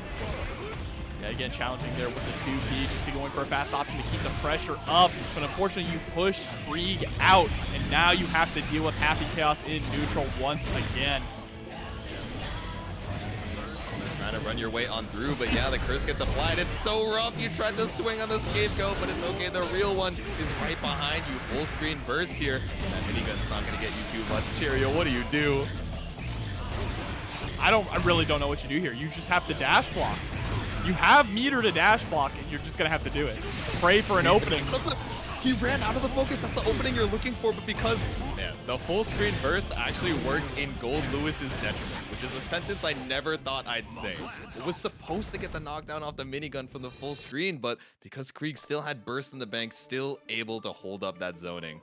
Yeah, I think that every character should have full screen burst except Happy Chaos. It was like made for him and a couple other characters, you know, made for counterplay against him, but now we're seeing the other side. The worst part is we're understanding the consequences. He could still bait it out from full screen. I know. That's the thing. But all right, it means that Kreeg is up 2-1 right now against Cheryo. Cheryo was looking so good in that first game now, but Kreeg has just gained full control of the momentum of this match, really locking down Cheryo in that neutral game and preventing him from getting any solid offense. Yeah, let's see it. I mean, Cheryo was doing really well earlier, just finding the gaps in the zoning, but now that Kreeg is kind of bouncing back and forth here, they're fortifying their defense with that scapegoat and then getting the focus super or even just the normal focus buff to pull up and go aggro. It's working so well for them. There we go, gets shimmied. Wild Assault once again. It feels like I'm watching a rerun right now, Jitsu. I've seen this scene before. It's not quite the same exact episode, but you know, sometimes the story beats look a little similar. Similarly, we're seeing Kreeg run out of the focus, but it's all good. You got 50 meter to back it up and move on to the next round.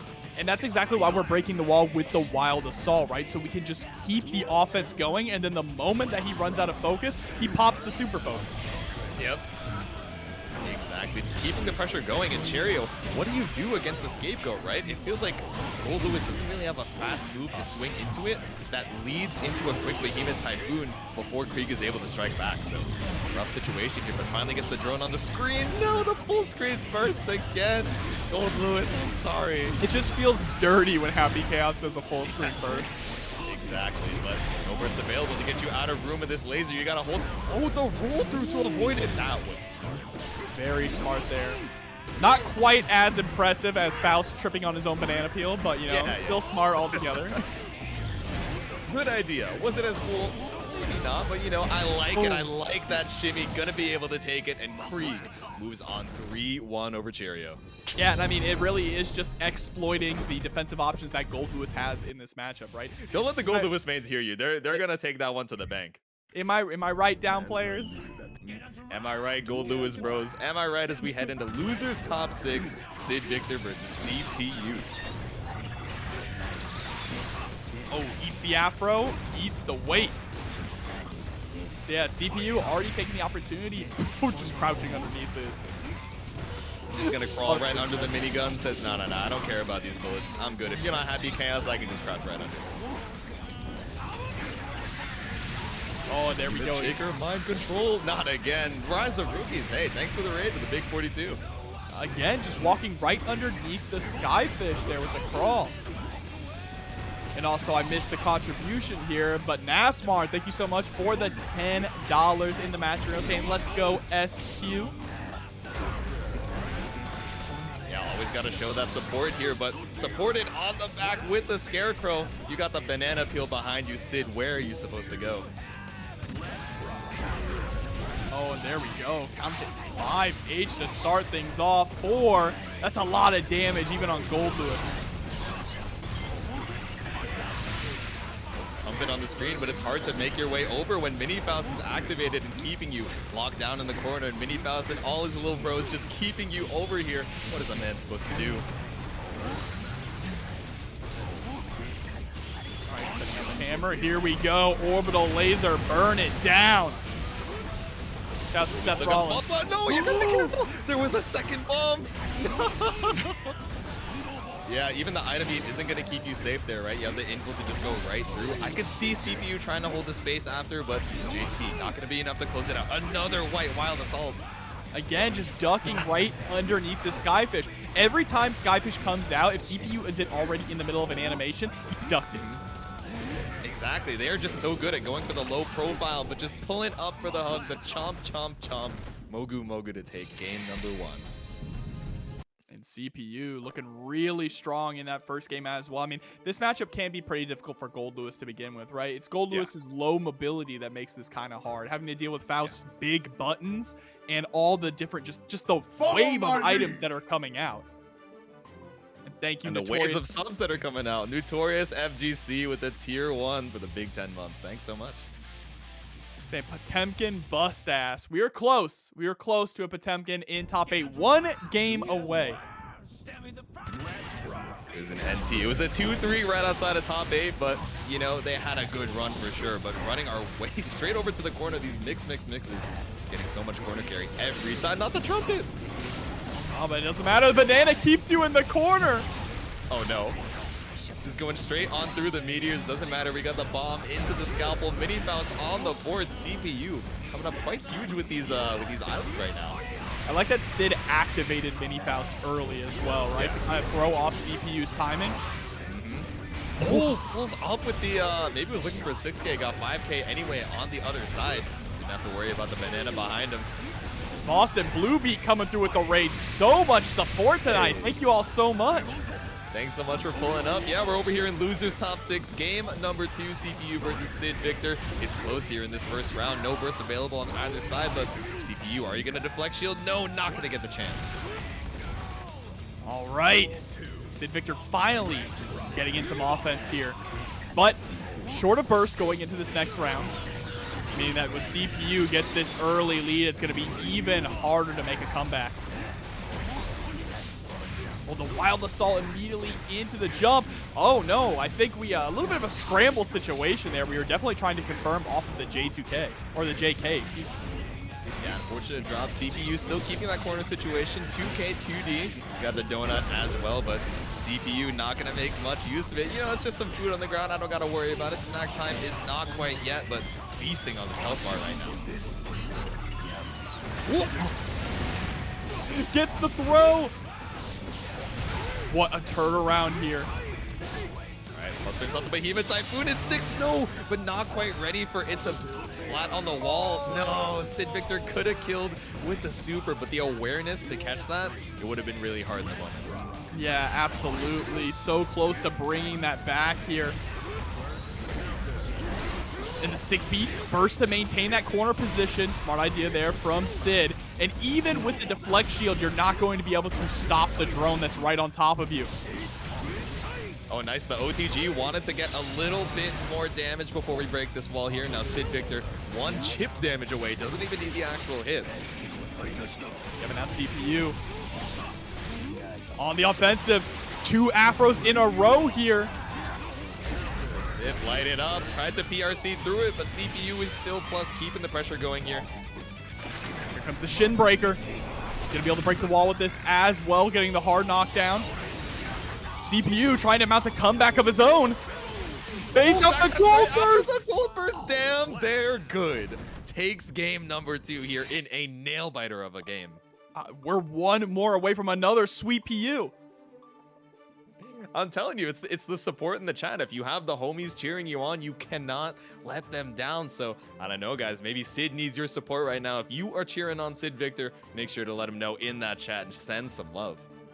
And that game is a perfect example of, you know, the different mind games of Guilty Gear Strive. The decision of, do I want to drop my combo here in the corner to get another interaction, or do I want to break the wall for the meter? If we would have not broken the wall, 1 more interaction, he would have likely won that round, right? It would have been very difficult for Faust to escape from Goldlewis's pressure in the corner, but because we went back to neutral, that gave him just enough room to mount that comeback. I know, it's scary. And even that 1 round where the super would have killed, but it built up the tension on the last hit. And it also didn't seem like CPU was going to get hit by it. I think that was a mid-Behemoth Typhoon that ended up wall sticking. So I guess it caught out a backdash and Sid just was not ready for it. But heading into game 3, let's see if you can bring your wits back here. It looks like they took a second to breathe, relax, and head back into the set fresh.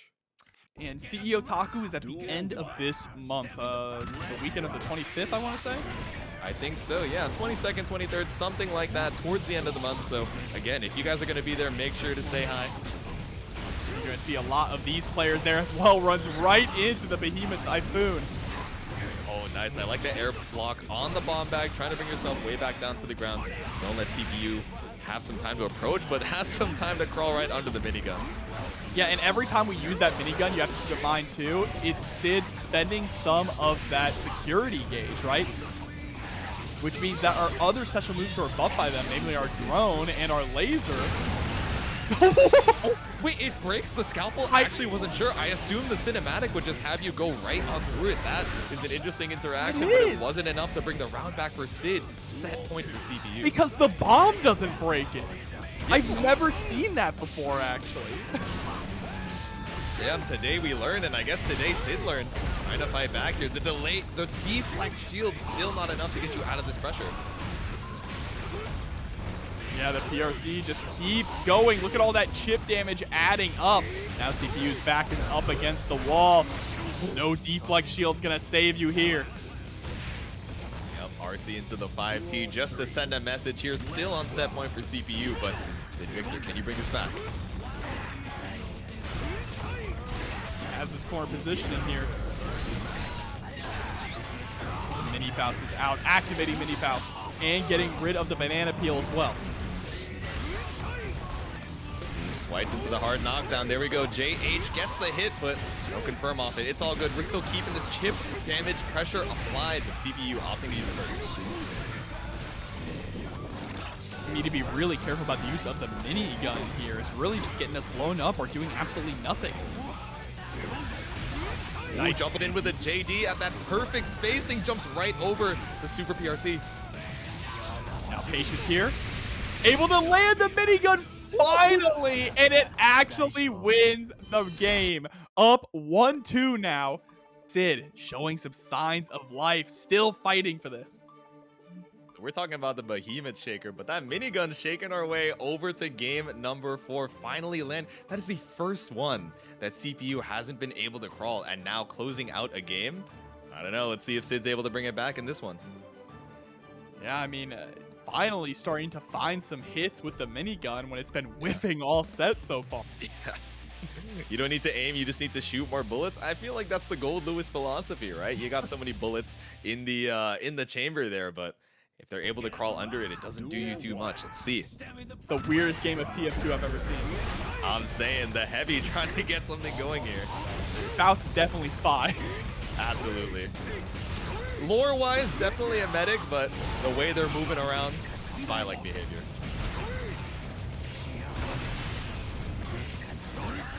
Oh no, the 100 ton!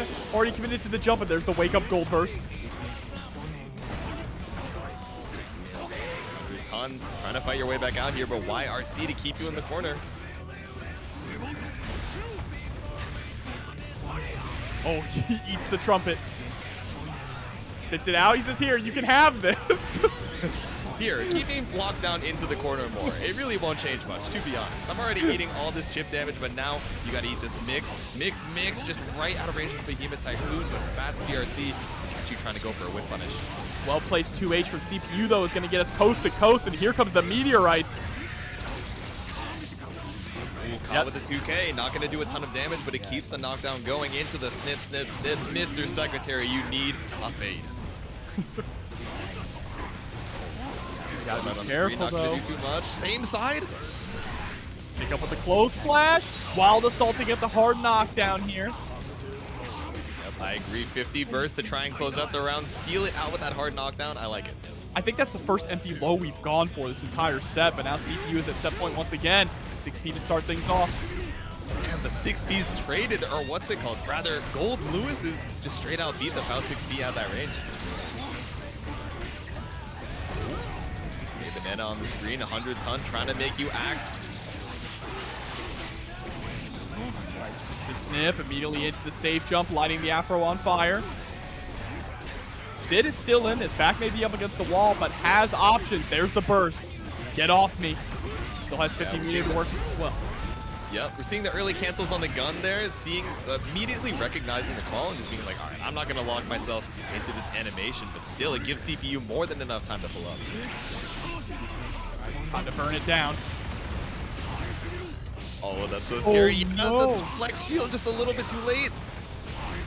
Yeah, keeping you way too close. A free punish there from Sid, and Sid staying alive for one more round. Keep yourself alive. Sidvictor burning it down with these lasers right now, putting CPU in such awkward situations, but the meteor shower distracting you from that snip. And we might have spent all that we had here.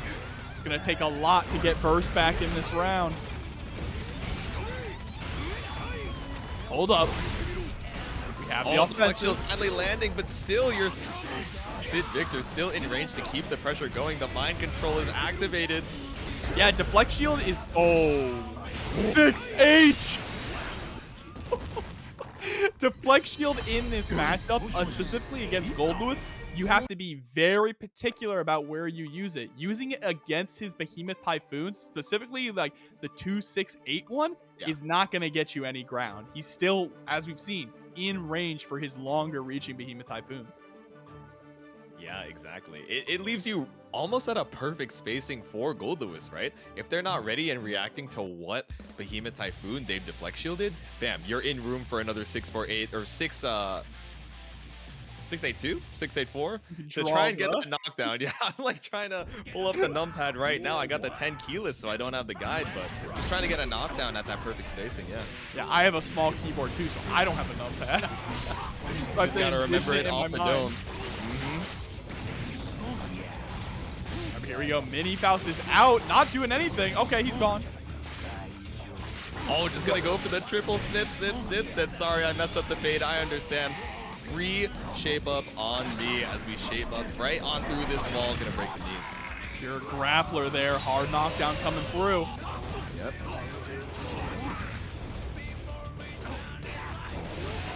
Playing it a little slow. CPU doesn't need to go crazy here. Yup, just take the round. Still full burst on both sides. Yeah, that's a perfect there for CPU. Now, once again, it's set point.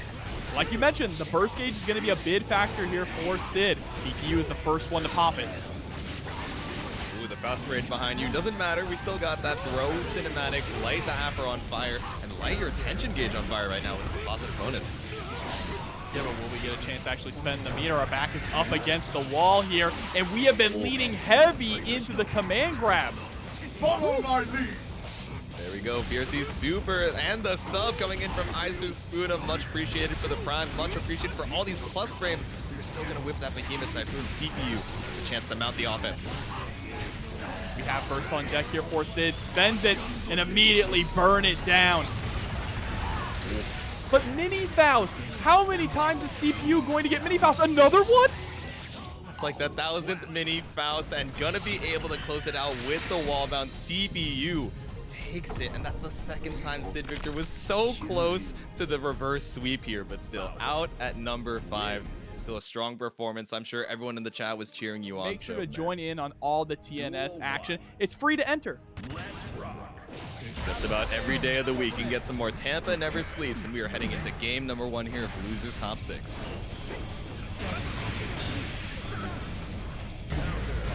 Oh my God, the far slash just getting the counter hit right in his face, and now you're going to go coast to coast, actually through the wall with the Deus Ex Machina. Yeah, look at all the corner carry. That double dash cancel. Kreeg just running all the way to the bank here with this positive bonus.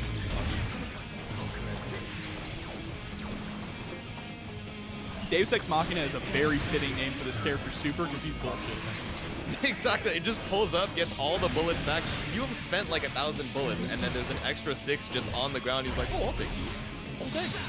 And there's the wild assault to get the hard knockdown. Time to play the zoning game.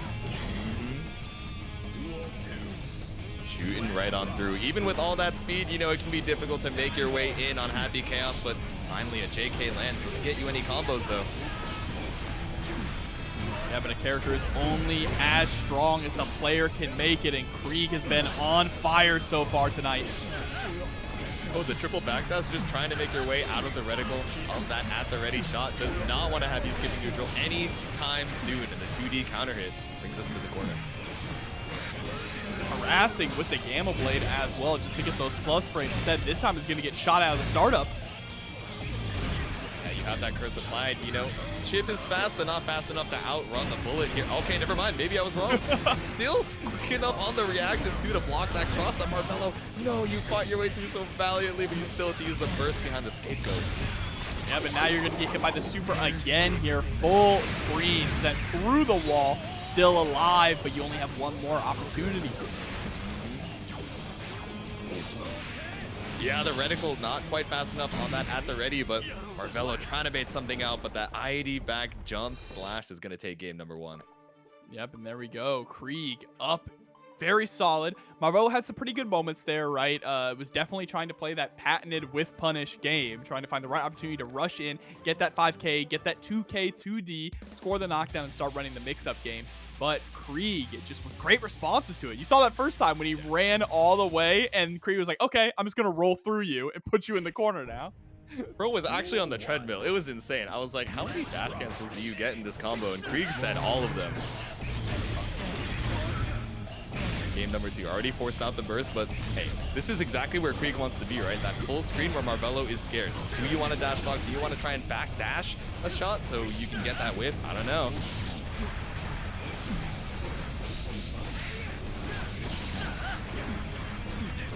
Harassing with the 5K. This is exactly where Marvelo wants Kreeg. There's the Uzumaki Barrage. Enough to kill.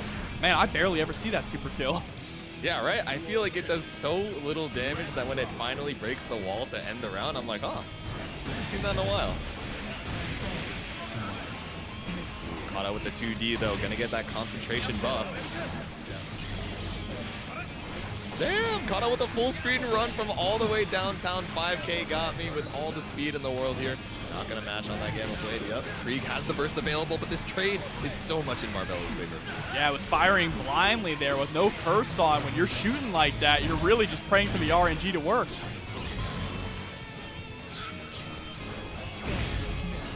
Whoa, the jump IBFD there? Or IB, excuse me. Yeah, right. Damn, he's good, but not good enough. But it's all good. We can run our way back down to the other side. I did not think that OTG would pick up as long as it did, but unfortunately not long enough to be able to fight back here against Kreeg. No wall splat, though. Oh, but yeah, just 5K is enough there. Yeah, stopped just a little bit too short before putting in that 5K. Marvelo gonna get whip punished. Now we're tied up on the round count in game number 2.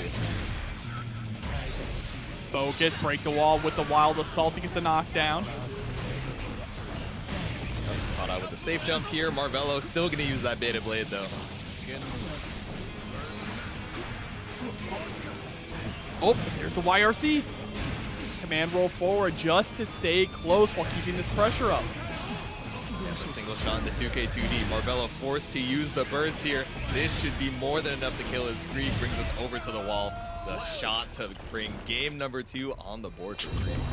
Yeah, Kreeg is looking very solid here in this matchup against Marvelo, especially in a matchup that I feel like Chipp is pretty good in, right? Chipp can really rush down and close the distance against Happy Chaos pretty quickly, which is good for this character. But Kreeg is just playing so well right now.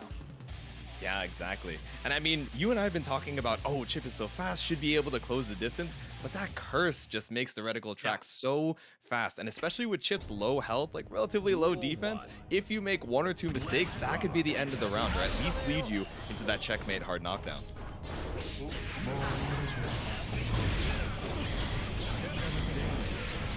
Game number 3. Let's see if Marvelo can change the way it's been going so far. Nice first Alpha Blade we've seen. Another one. Let's see if we can find that checkmate hard knockdown. Here's a hard knockdown from Kreeg. And you see Marvelo just trying to do the blink FD to create a little bit of space so he doesn't have to deal with the normals into the gunshot. Gets the wall break, gets positive bonus, but no hard knockdown, which means Marvelo has all the opportunity in the world to fight back. He is stuck up against this wall right now. Marvelo going for the wild assault. I agree. Strip the burst and get that hard knockdown. Oh, baits out the YRC, and there we go, Marvelo. Getting a round on the board, but a round is not enough. We need to add a 1 next to that name. Yeah, let's see if you can close it out here. You're gradually building up that burst, waiting it out here. The more passive this round goes, right, the more burst you build up, even if you lose going into round 3. So, but I don't think Marvelo wants it to get that far. The curse is applied, though. This is going to be hard to make your way in on. Yeah, the double backdash to catch the double shot. Rekka Super makes her way in. Hard knockdown. Get that positive bonus to build up the burst too. The cross up. Okay. Double cross up. Finally blocks that JH though. Deflectio gives you a little bit of room to breathe. Yeah, but there's the burst on the gunshot. Immediately going on in with the Rekka. Huge pickup. And there we go. Marvelo able to get a point on the board here. Man, that was so scary. That falling JH, I was like, wait, he whipped. Oh, no, but it's all good. He had the far slash to break the wall. He just wanted to do the JH for some style. Keep it spicy. So we head into game number 4. All right. It's competitive now, right? I was worried for a second that Marvelo was going to go down 3-0, but you can never count Marvelo out. When his back is up against the wall, that's when it becomes even more dangerous. He's the GOAT. I mean, you know, he's playing in this clutch situation. He is used to the tournament nerves, and he can bring it back. But I don't know. Kreeg just needs one more game to move on to losers semis against CPU.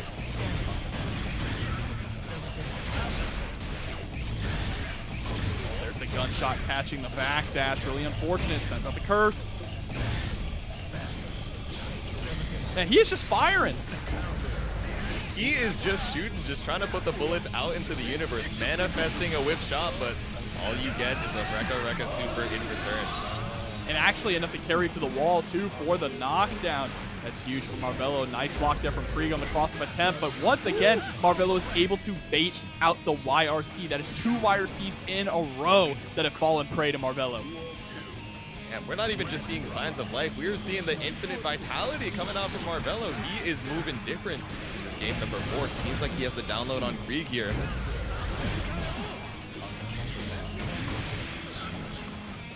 The knockdown.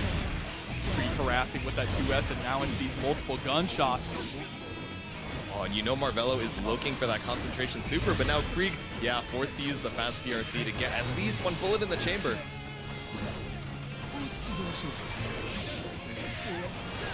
J2K from the top rope. 2K2D gets to the knockdown you're looking for. And now Marvelo with the Kara Rekka, the overhead catching you out. Should be able to kill with a wall splat here. Kreeg. Just enough there on the final hit of the Rekka. We have a game 5. Marvelo coming back from the jaws of defeat. Fighting like a tiger. Bendito Marcelo. Man, one person spells his name wrong in the chat, and now all of a sudden our V keys are all broken on our keyboards. I see you guys, but still, yeah, like you're saying, game 5, it was looking pretty down in the dumps in game number 1 and 2. But sometimes that's all you need to get that download, and now you have that reverse sweep momentum. Can Kreeg stop you? Yeah, it's going to be tough here for Kreeg. The Marvelo is feeling himself. He is a scary person to fight against.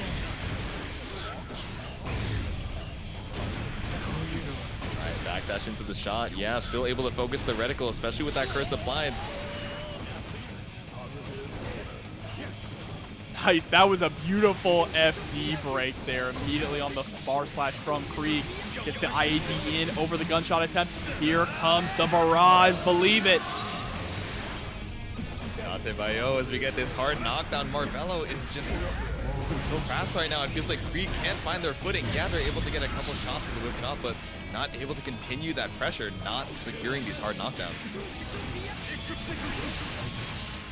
Another super. Not gonna be able to kill this time, but one more mix, and it's Marvelo who's at set point. Wow, he has brought it back. Reverse 3-0 possibly here. One round away from it. There's the Wild Assault to make sure that we take some of that burst and get the wall break right off the bat.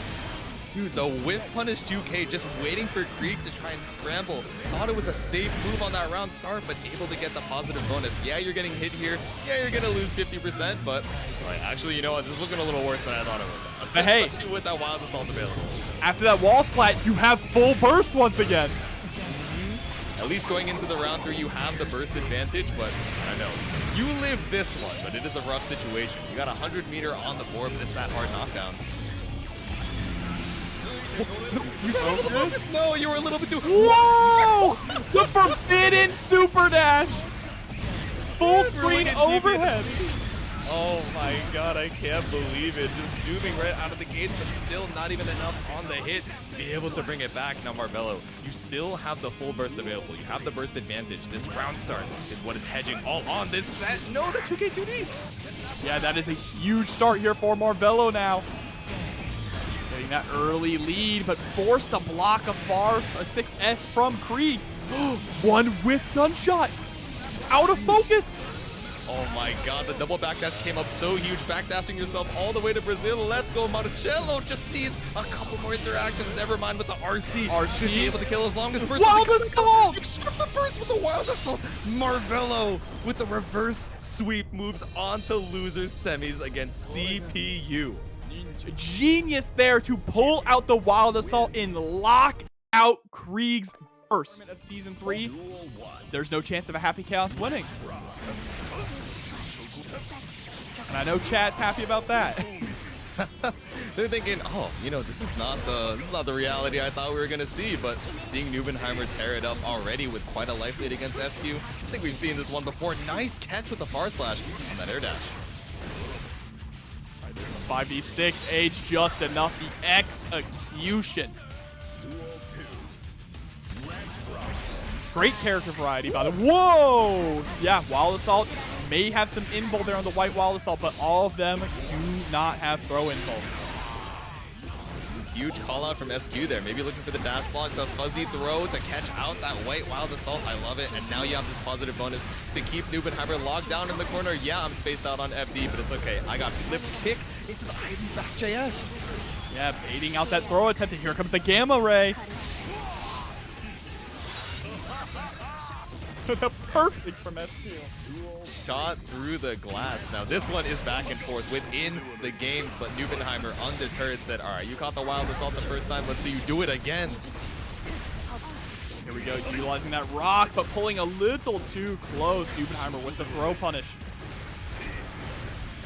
Just the triple close slash, the stagger pressure coming up huge because Nubenheimer does not have a lot of blood available in the bank to got caught up by the Ondo here, and now SQ mounting the offense. Right, chasing up with the rising JP. Sword Explosion was just in range. This time, Nubenheimer is not going to bite on the IAD attempt. Yep, slashing your way on through at that level 2 blood.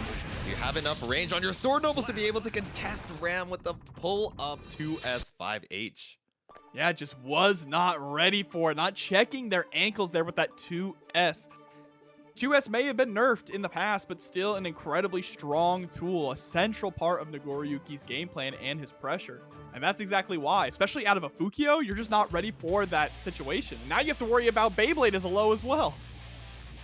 Yeah, exactly. It's scary. You know, you're thinking, oh, okay, it's season 3. I gotta adapt to the Nago high-low. I just gotta be a guessing monster. And then he pulls up and catches you with Tipper 2S5H, and you're like, oh, I see. I still gotta remember the war crimes of the past. But Gold Burst on the Blood-Sucking Universe. There we go. Not gonna get a free blood bank from me, Nubenheimer. And maybe the crimes of the past, but you have to deal with the crimes of the future as well that are coming. Exactly. But throwing Rock, the double jump over, Nubenheimer taking to the skies right now. Yeah, and I think SQ jumping around a lot at the moment is pretty good. Nubenheimer's been pretty grounded, hasn't shown much in the form of anti-airs with 6Ps or 2Hs. So until that starts to get represented, going to the sky to get in is not necessarily a bad idea. Yep, not too bad, but now it looks like Nubenheimer looking for the close slashes to try and catch out some of these fuzzy jumps, but still, Ivy is not going to save you from this string. Where are the gaps? Where do you find an opportunity to match? The windshield wiper breaks that glass. Let's see if SQ can lock down a win here, putting us at 1-1. This is a good start, utilizing Wild Assault to get us all the way to the corner. That is a 100% confirmed. Yep, gets the hard knockdown. Now you get to keep the pressure going with that positive bonus, which is also building up that burst. It's synergistic, right? You know, you just need one of them to be able to keep it going, and keeping it going with that counter hit close slash. Sent straight through the wall. Another hard knockdown here for SQ. Trying to cook up a perfect. Just needs to find that one more touch, but there's the gold burst from Nubenheimer. Yeah, I mean, you're pretty down and out on the health. You might as well cash out, get that positive bonus to pull up with his super. Hard knockdown here is going to be huge. What are we going to see? Clone into Fukio? Oh, no! Yeah, that 6K, I would assume, was a misinput on the Fukio, but still, with all those plus frames, not going to go punished for it. The jump slash from the top rope. Oh, guess for your life! The low Beyblade, just like you were saying, right? It's so evil with this high-low on top. The mental stack is a I can't believe you immediately went for another gold burst. Just wanted that meter real bad there. Oh, nice. JK into the windshield wipers. I like it for a little confirm. Look at the corner carry you've already gotten. Yeah, we nerfed the dash speed, but still able to get so much distance on the screen. Yeah, and that whipping that burst there, that gold burst from Nubenheimer, really feels like it's almost a death sentence for this round, right? Just locking yourself out of your defensive tools for SQ to just go to town. Yeah, especially when you know SQ is optimized on the damage routes. Knowing that you don't have burst, that means you can pull out the Twitter combos right now. But nice. Oh, tried to bait out the deflect shield, but just a little bit too early on that IDJS back. But it's all good to tie it up with a Mortabato 1-1. Yeah, but there we go. We have a competitive set here.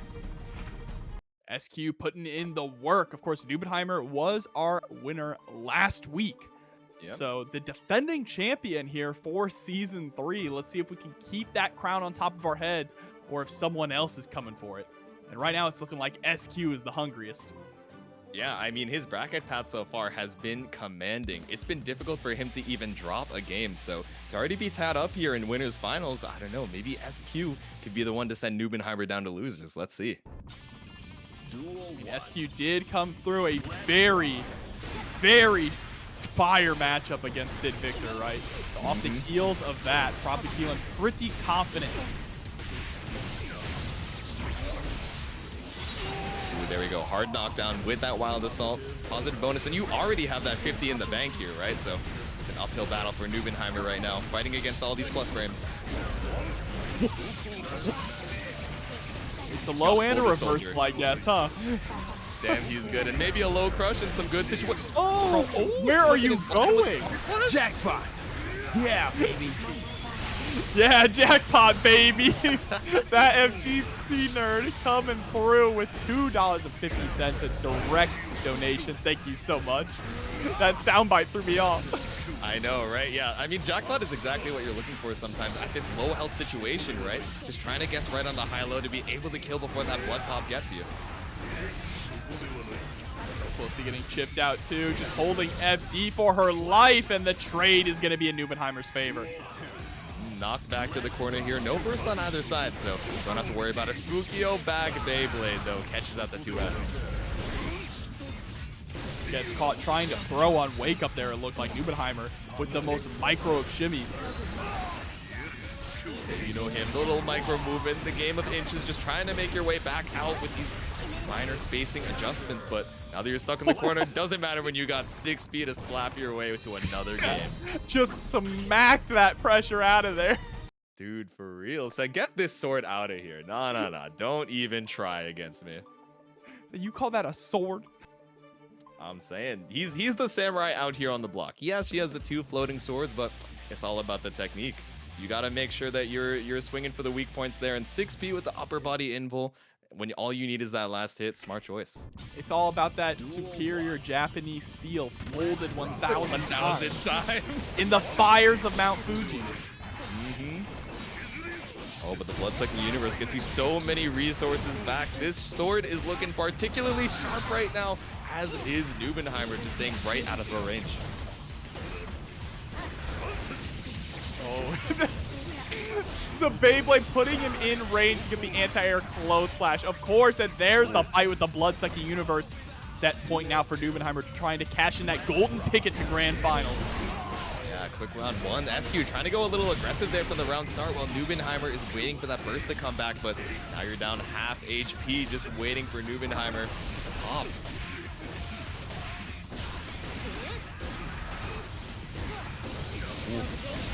Alright, stuck in the corner here with this ID back. JS, such a safe way to try and keep up this pressure.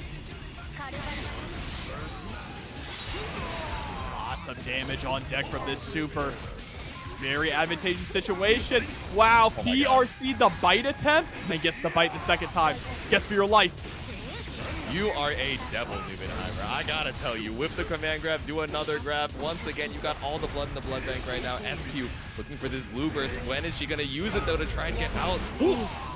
Wow, just throwing out the DP like that with no fear. You have to watch out for an explosive Beyblade. It could come at any opportunity. Backdash on the Ondo too, but the air stall not gonna work out. SQ is just waiting for you on the way down. Still set point for Nubenheimer though.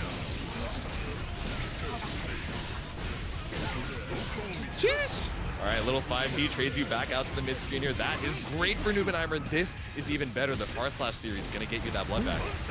Yeah, but that block in the air pushed SQ out of the corner. Fortunately, it looks like you're gonna be sent straight to the other one here, whether you like it or not. Nubenheimer with the wild assault to break the wall, too far away for the super. Yep, charge the hard knockdown here. No, the jump out.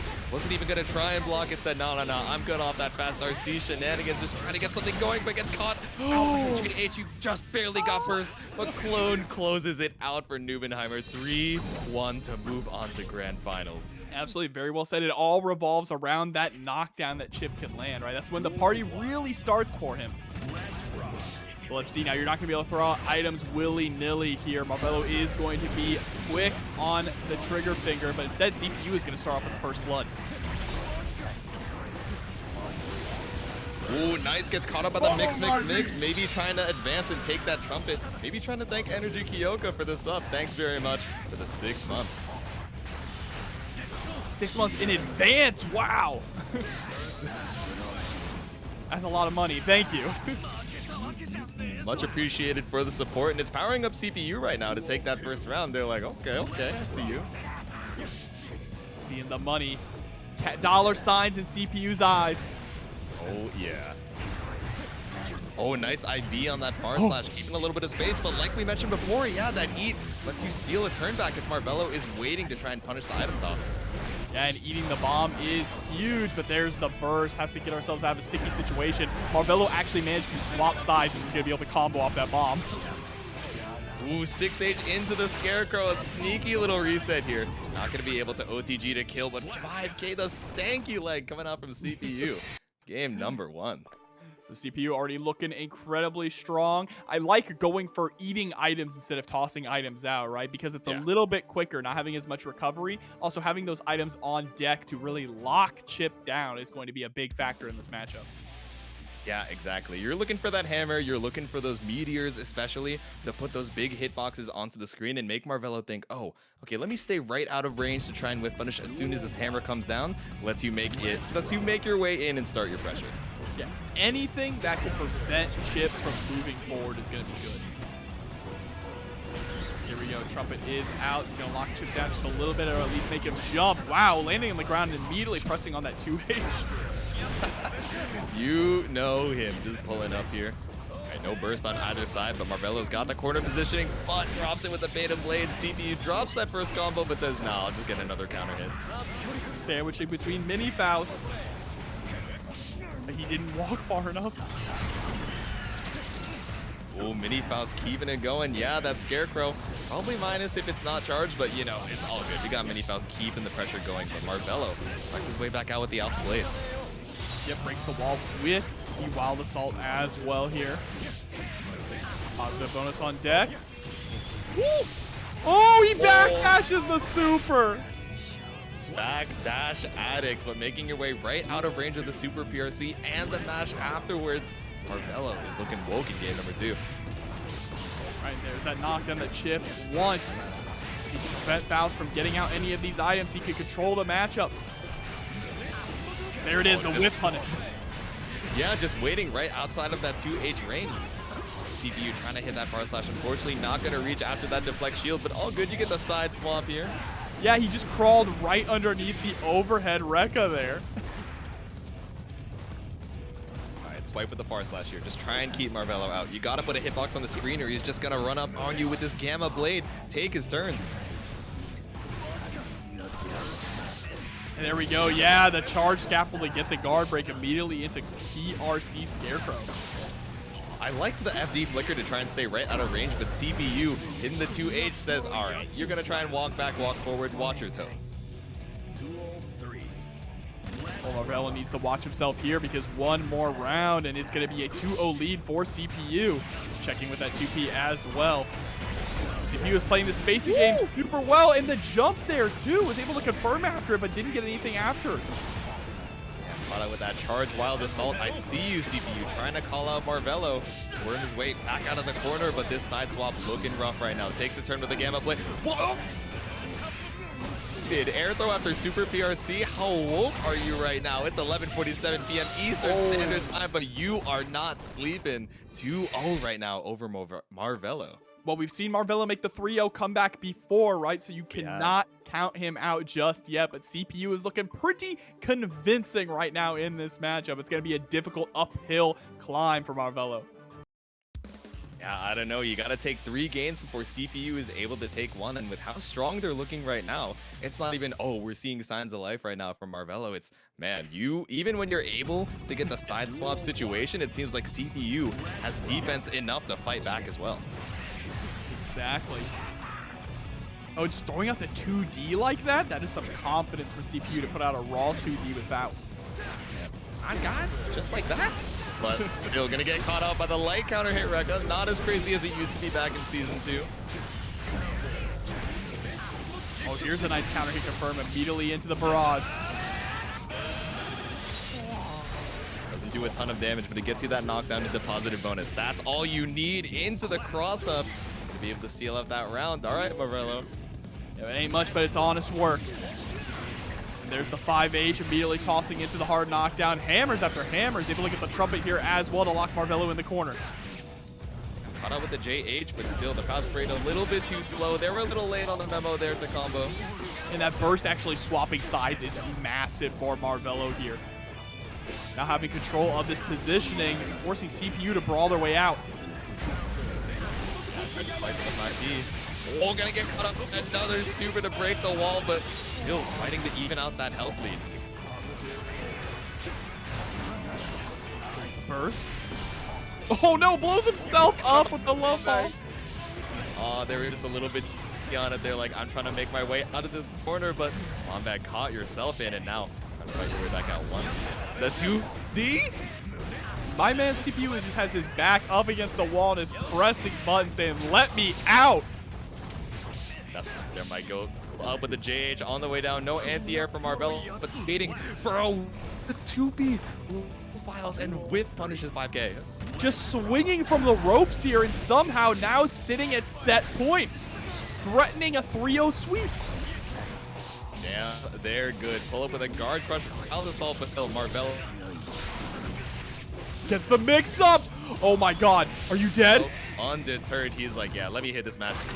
This is Chipp, I you're don't dead. think Chipp is gonna live this one. Let's see if your knees can survive. Do you have the kneecaps? That No, was you don't. crazy from CPU. Once again, another sweet PU. Tampa never sleeps.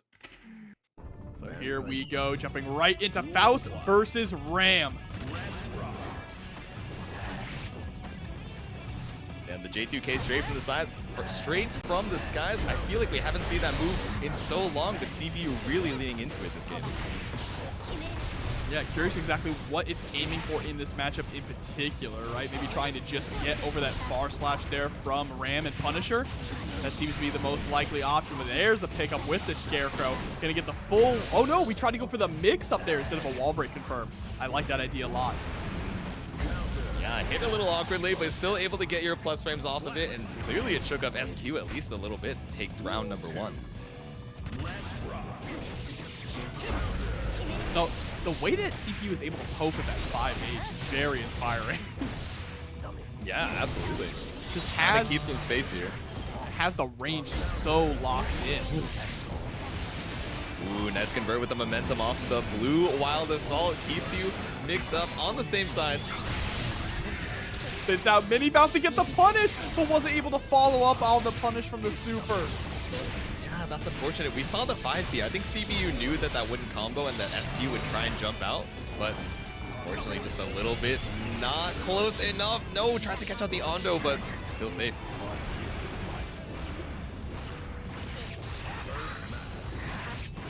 Oh, nice J2K. The harassment here. Yeah, we tried to fade away just a little. That mix was in such an awkward situation there. There was no way CPU was going to get out of it unscathed. Yeah, the narrow fast RC into the tap does. Sometimes you got to pull out the old classic to seal out the round. I like the Wild Assault there as well, causing that stagger. Ooh, yeah, JH to catch you out of the skies here. Did she say kawaii? I don't know, maybe she likes the new do, right? She's still getting used to all this Earthling stuff, so maybe the Afro was new to her, but this wall break is not new to CPU. Breaking it with a perfect to take game number 1. CPU is looking on fire in Season 3. Honestly, looking like a level 8, level 9 CPU here. That's what I'm saying. You know, even Otashi's saying, damn, CPU time. I don't know, maybe it's the rise of the computers. It's not quite the AI yet, but CPU pulling up strong right now. Yeah, I mean, he has been such a Faust loyalist, even when he was loused, right? And so now that Faust has reached such a solid point, I think he's a really good character in Season 3. And I think CPU and all these other Faust players are going to be proving it here. Yeah, CPU, you know, on the Faust has a lot of options to try and keep you on your toes in the neutral. Yeah, you want to try and fight back if they steal turns with the item toss, but if they're going for eat into putting another hitbox out on the screen, you're going to get caught out, counter hit, and then you get double mix all the way to the corner. It is a rough situation, but SQ still fighting back. Yeah, but she has such a massive life lead here as well as the meter lead. CPU just trying to swim out of the corner, but that's going to be it for that round. SQ closing it out with a dominating start to game number 2.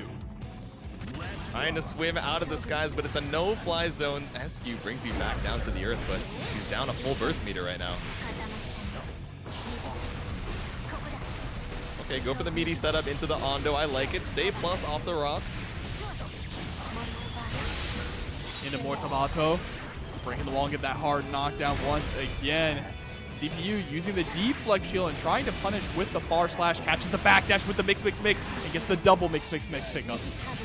Oh no, whiff on the sniff though, gets caught out here on this side swap. Should be able to kill SQ. Gonna tie it up clean here in a game number 2. All the CPU, how does it ramp? I'm not gonna lie to you, that one kind of got me. I'm trying to hold in the smile over here on the commentator booth, but sometimes a good dad joke really gets me, even here in Losers Finals. You just need to download more RAM, all right? That's what I'm saying. You know, maybe that's what CPU needs. They thought they had the download on SQ in that game number 1, but she is striking back with a vengeance.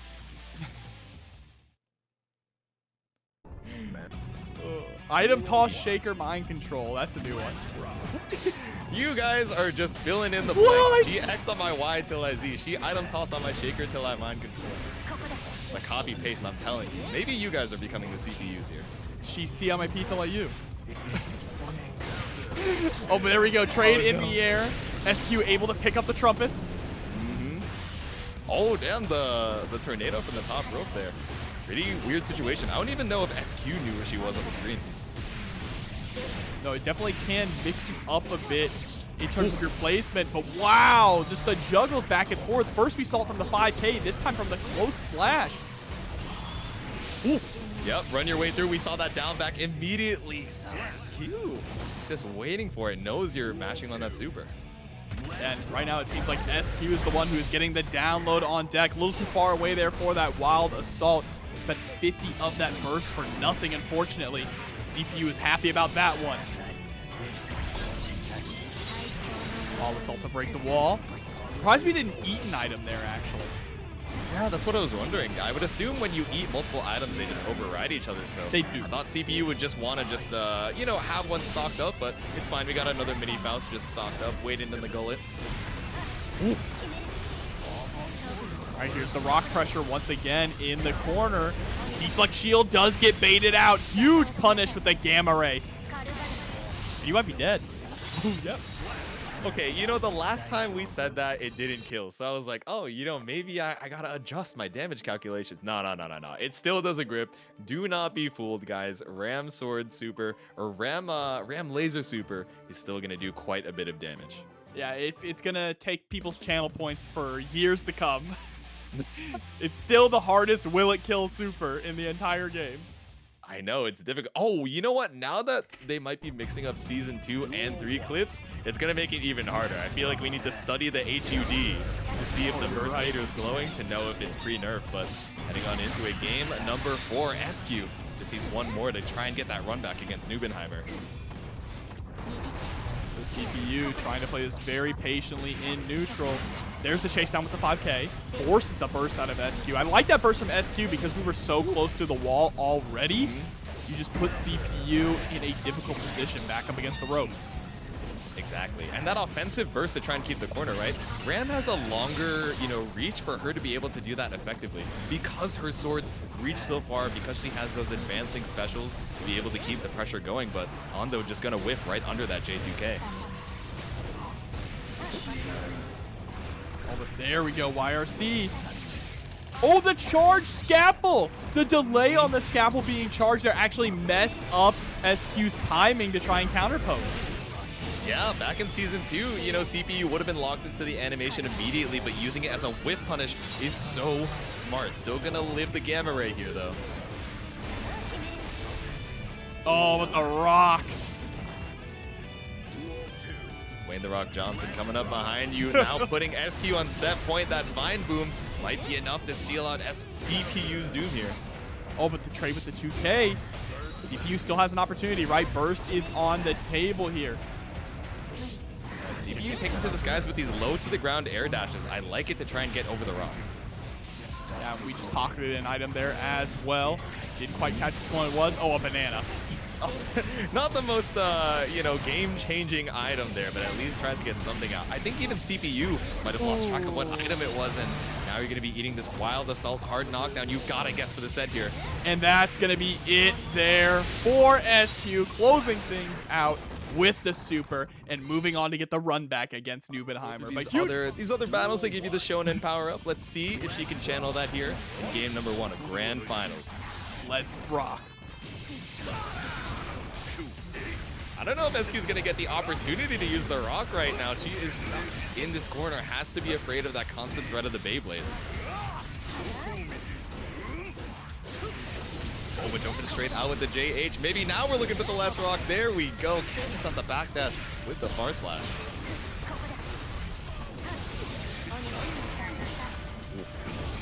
First out.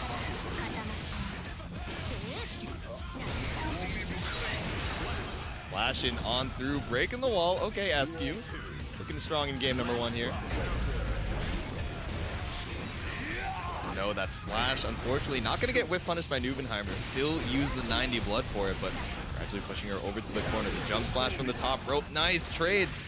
Positioning. No, but you whip the command grab. Oh yeah, no challenge on that rock. It's scary in this corner situation, right? Especially because SQ has the 50 meter. You are not trying to eat that ramp counter hit. Oh, but still fight your way back out. Offensive burst to put you back into the corner, but Nubenheimer has one of his own.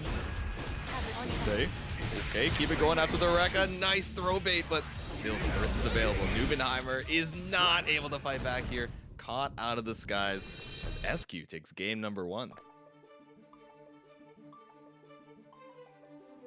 Alrighty. I don't know if Nago was mixing you with high-lows in Season 1 or Season 2, but I might be misremembering.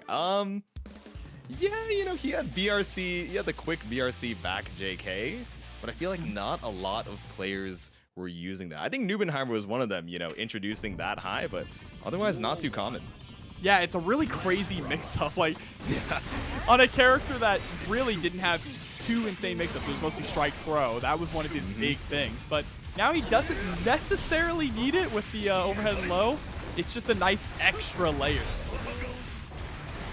Yeah, right. Another thing to add onto the mental stack, and now you also got to worry about White Wild Assault, right? You're like, oh, it's time to challenge the gap and Nagoriyuki's pressure. Frame 9 strike and Bull says, I think you need a little bit more guard crush on your play. Cheryo SQ resetting there to go for the JH to try and get a counter hit. It looks like Nubenheimer was going for the 6P. Oh yeah, that far slash, but still able to recover in time here. Nubenheimer takes his turn though into the high. There we go. DP1 take around. Oh, trying to go for the White Wild Assault at round start. Checks though this time with the 2P into a full confirm on a wall break. 2P into almost half your health. That's crazy. Just Nago things. Exactly, you know. Just girlies love doing big damage and drinking pumpkin spice lattes. You know, it's about to be fall. Nubenheimer trying to be a little quirky with it, and that DP2 gonna do a grip of damage here. Esco, you're not making it out of this one alive. We are tied up 1-1. I swear he's never done that. He's never done that combo in his life till right now. That's what I'm saying. He's like, he's got Monogatari on the other monitor, and then he looks back. He's like, wait, why did that counter hit? Why is she up there in the sky? Okay, I guess let me just freestyle a combo real quick and tie up the set. Yeah, a counter hit on the second hit of DP while the opponent is that high in the air. Had to spend 100 meter to get that confirmed. But that is why Nubenheimer is built so different, right? Recognized the situation, was like, all right, how can I cook this up to make this work? Yeah, exactly. Not only having, you know, routed out sequences beforehand, but being able to freestyle in the moment in grand finals against SQ. Yeah, that's what separates the upper echelon. But SQ able to get the first positive bonus.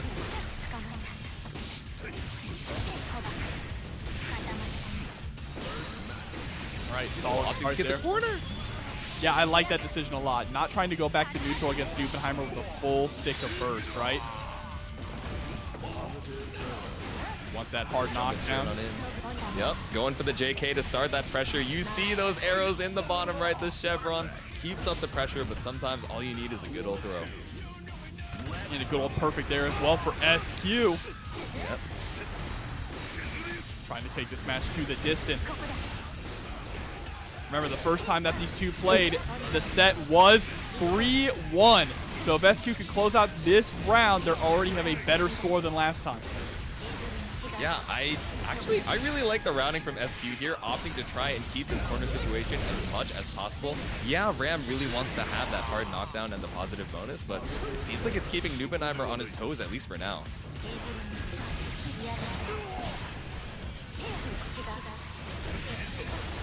What a 6P through the sword into the RC to make sure that we can build some of that blood with the triple slash series.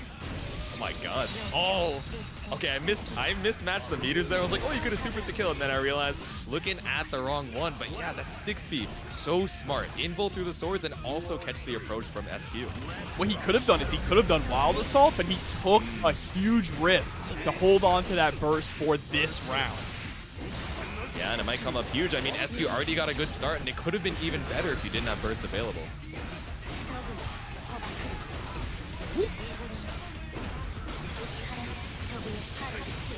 Oh, there's the 5D.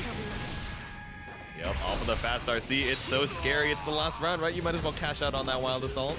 Yeah, but here we go, trying to go in.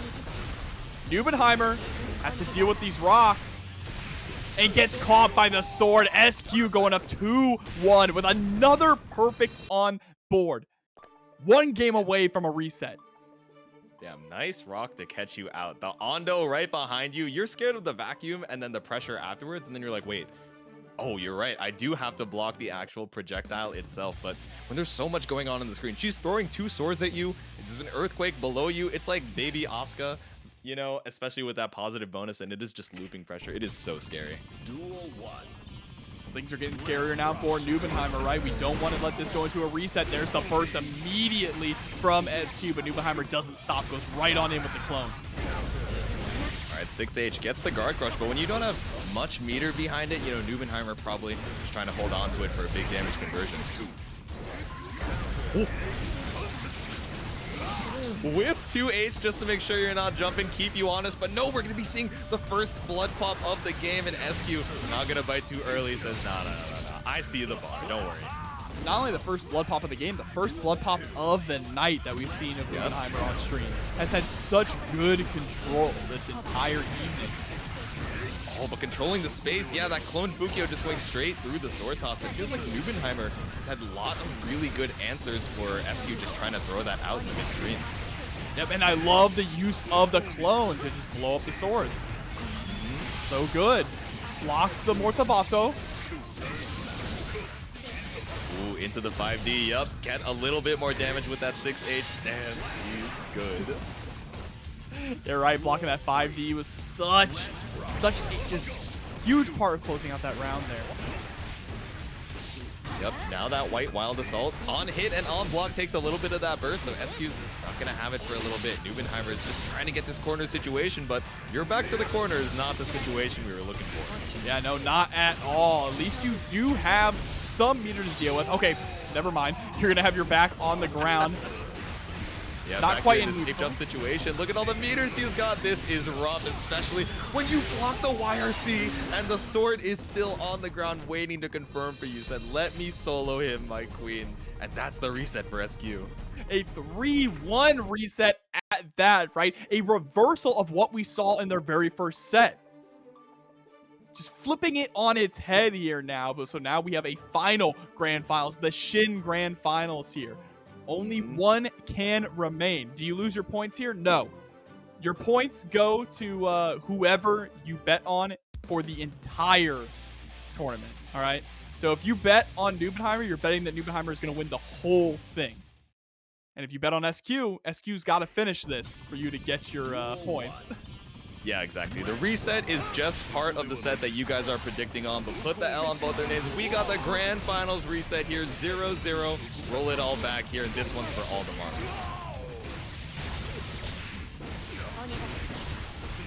SQ already starting off strong. Trying to bait out that burst yet again.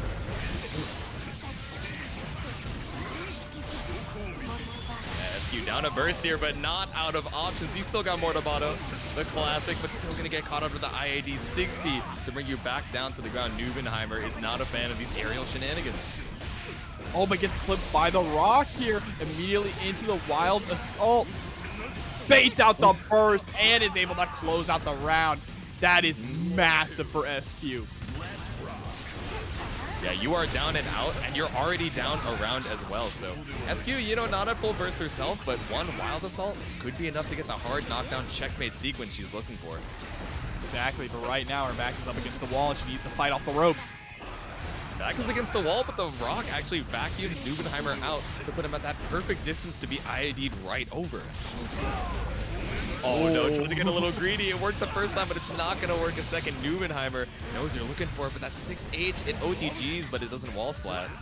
Yeah, and the classic backdash into Beyblade there. Nubenheimer able to close out a round even without the burst available. Slashing with the 5H, but gets caught up with the JP. Not a move I feel like we see on Nago too often, but sometimes you got to go for that quick check in the air. No convenience store. Gets caught up with 2K2D. Heavy jump, just trying to bait out some button presses there from SQ. Unfortunately, is going to get caught and sent straight through the wall here with the super. It's crazy how Rock has proven to be such a good tool to Ram's arsenal.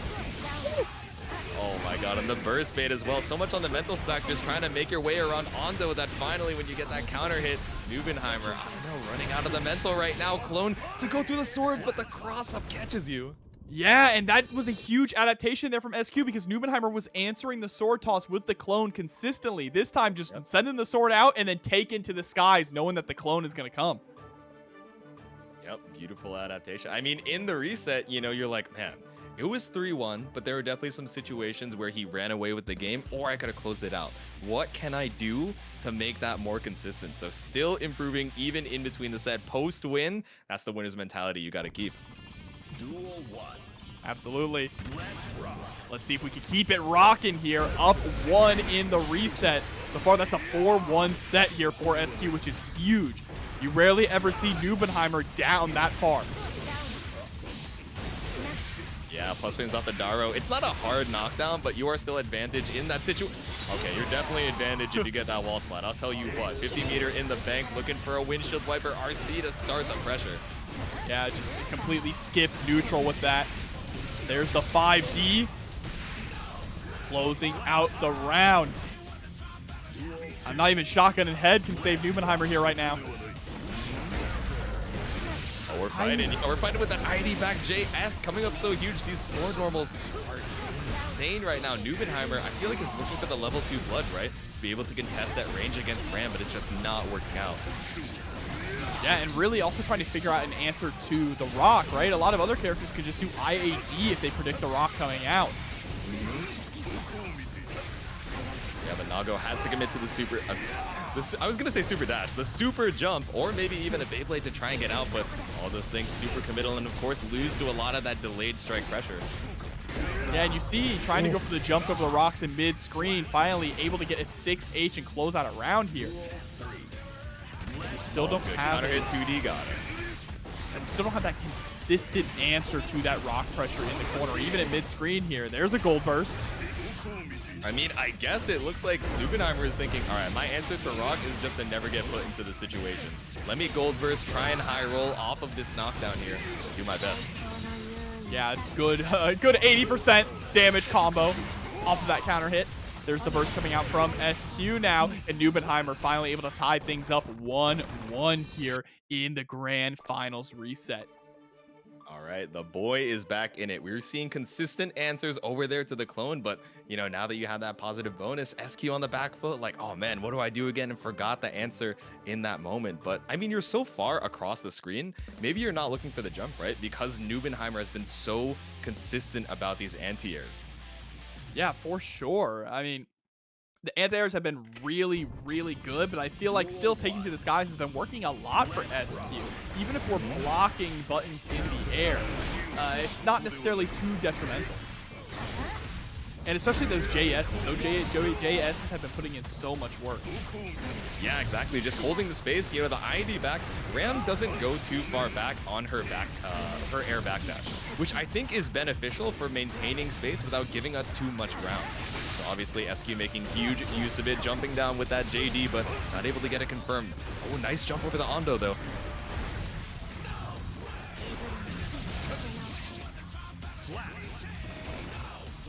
All right. Flashing on through. Yeah, very solid round there for Nubenheimer, starting to gain the momentum, right? The pendulum swinging into his favor. There's the OTG with the 6H. The even JH allowing us to get a lot of that pressure in. Oh, IBFD, but still, it's not enough to get out of range of the Ondo there. Nice 6P though, sniping you out of the skies.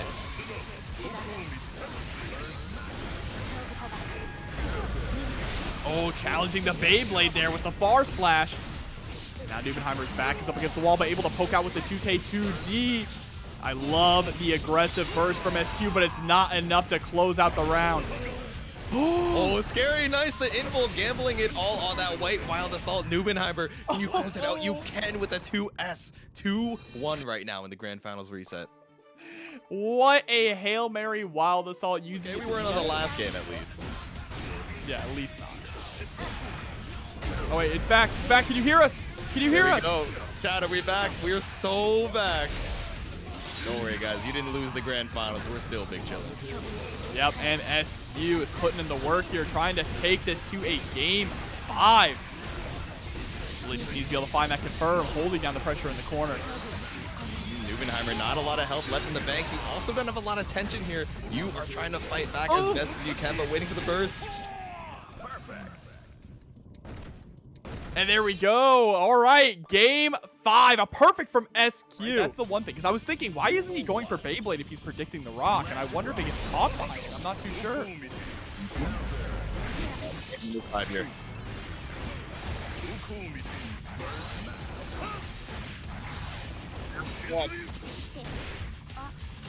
Already Nubenheimer getting bite after bite, keeping that pressure up in the corner. Locking it down with the super as well. Ooh, not looking too hot for our hero. SQ fighting for her life right now. She has the burst available, but what can she do? Yeah, I think you have to hold it at this point, right? Especially with the life lead that Nubenheimer has. There's the back throw. If you can get things close enough, then it might be okay to spend the burst. Oh, nice. JS bringing us back over to the corner. Okay. Nubenheimer still got some fight in him. You can see the patience here from SQ. Has to keep it slow. And the trades, you don't want to be dealing with these trades. Down to the wire. Yeah, that takes there a help. Can you make it? Yep, for Nubenheimer able to close with the round just with a nice press. Now sitting at tournament point here, keeping the pressure up to start things going. SQ with the first blood. Had to spend that burst early though.